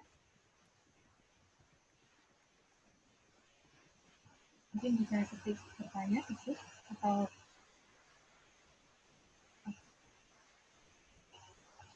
oke, sepertinya nggak ada ya. Oke. Saya tahu, mungkin... saya boleh tanya nggak Mbak Arin? Oh iya. Panitia jadi tanya gitu. Iya. Ini pertanyaan untuk Mbak Namira dan juga Mbak Marta gitu ya. Dalam proses penyusunan proposal S3 itu, gimana memastikan bahwa, maksudnya gini, memang proposal kita layak gitu. Maksudnya ya gimana ya? Karena kan at some point kita kayak nggak yakin dengan diri kita sendiri bahwa apakah ini memang benar-benar layak untuk dijadikan sebagai sebuah proposal S3 gitu. Apa sudah layak? Nanti jangan-jangan kita kirim diketawain gitu sama orang-orang yang ini gitu ya, yang bagian admission-nya gitu kan. Nah, itu gimana tips triknya dari Mbak Marta maupun Namira bahwa make sure kalian sudah memang ini layak gitu untuk menjadi sebuah proposal PhD gitu. Terima kasih. Mungkin Namira dulu, karena saya sudah lupa berapa tahun yang lalu ngirim proposal. Tadi seperti yang saya sebutkan tadi, banyak baca, dan yang kedua harus bisa self-critical. Jadi Anda harus bisa kritis terhadap tulisan Anda sendiri. Anda harus bisa melihat, oke, ini jelek, ini bagus gitu. Ada yang perlu diperbaiki di bidang ini, di bidang itu gitu. Nah, yang selanjutnya adalah Anda harus banyak berdiskusi dengan dosen-dosen Anda di kampus Anda sebelumnya. Saya banyak berdiskusi dengan dosen saya di Unair sebelumnya, kemudian di saat masters juga gitu. Dan saya banyak mengirimkan proposal saya juga gitu, menanyakan saran dari mereka gitu. Apakah pertanyaan ini too general atau too spesifik? Kadang dikatakan, oke, this is masih sangat general sekali, harus lebih spesifik lagi, harus banyak baca misalnya metodologi ini. Jadi akan diarahkan gitu, atau misalnya ditanyakan kenapa pakai metodologi ini gitu, atau kenapa meneliti aspek ini. Jadi jika Anda sudah bisa mendapatkan certification dari diskusi dengan dosen-dosen Anda di kampus sebelumnya, selanjutnya adalah mulai untuk dan memperbaiki tulisan Anda sendiri. Selanjutnya adalah dengan mengirimkan proposal Anda ke prospective supervisors, karena nantinya Anda bukan hanya bisa saja jawabannya penolakan, atau misalnya mereka lagi sudah tidak menerima student tahun ini, atau tapi banyak juga yang justru memberikan masukan juga, karena mereka membaca proposal kita, misalnya mengatakan, oke, kenapa Anda bisa membaca literatur ini, misalnya untuk memperdalam riset Anda gitu. Jadi sebenarnya jangan terlalu takut untuk dikritisi, baik oleh diri Anda sendiri, oleh dosen, atau oleh prospective supervisors, karena feedback tersebut harus Anda jadikan sebagai alat untuk lebih memperbaiki kualitas tulisan Anda, seperti itu. Ya, kalau saya mau nambah, nggak usah admissions, Mas Wahyu. Saya ketika ngelihat proposal yang saya kirim pun sekarang, saya tertawa gitu.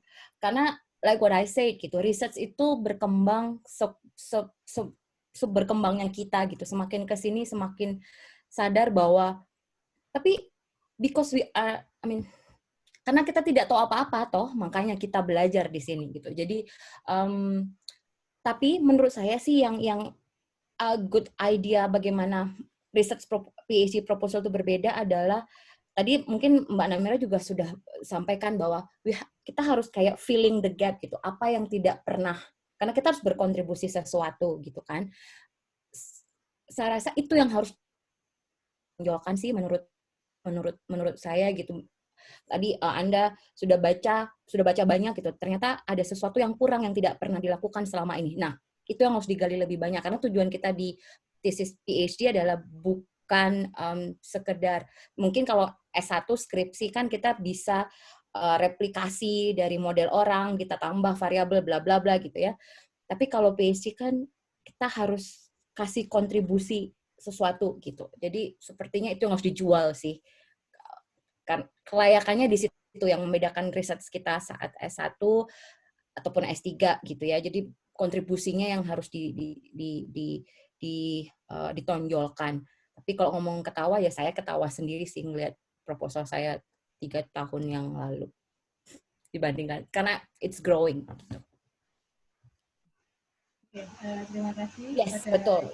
Ya. Oh, sudah? Ya. Aku boleh nanya lagi ya, Mbak? Iya. Terakhir.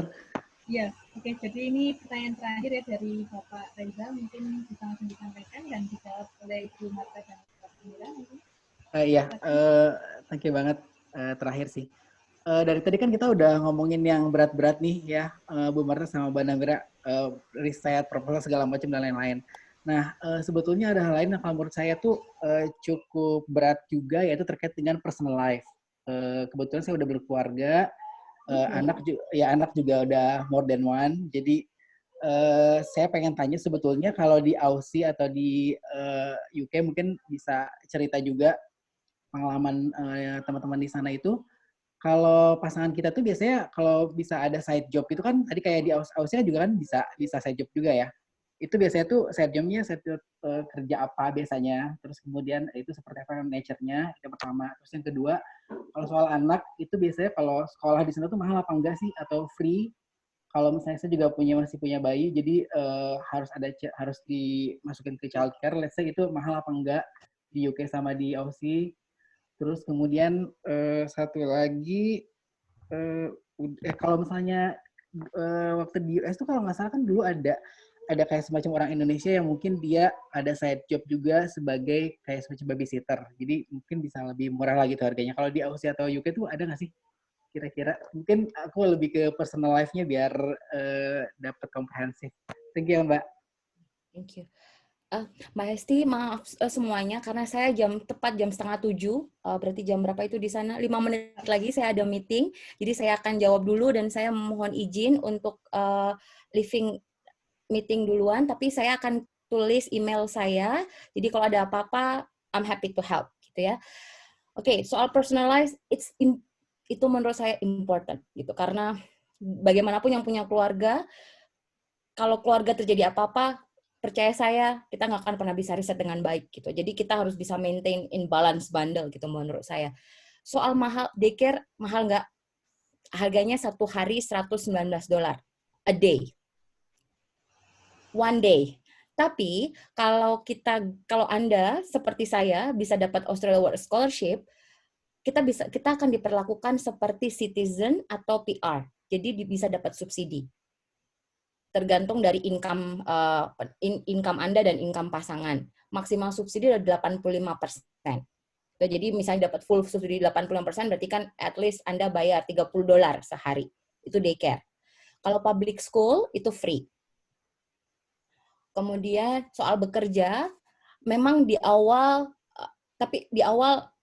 Anda sudah harus memberikan worst case skenario ke pasangan bahwa jangan terlalu berharap bisa dapat white collar job, karena itu sangat susah. Karena rata-rata untuk pekerjaan yang di kantor, mereka state kadang-kadang langsung bilang mereka untuk citizen atau PR.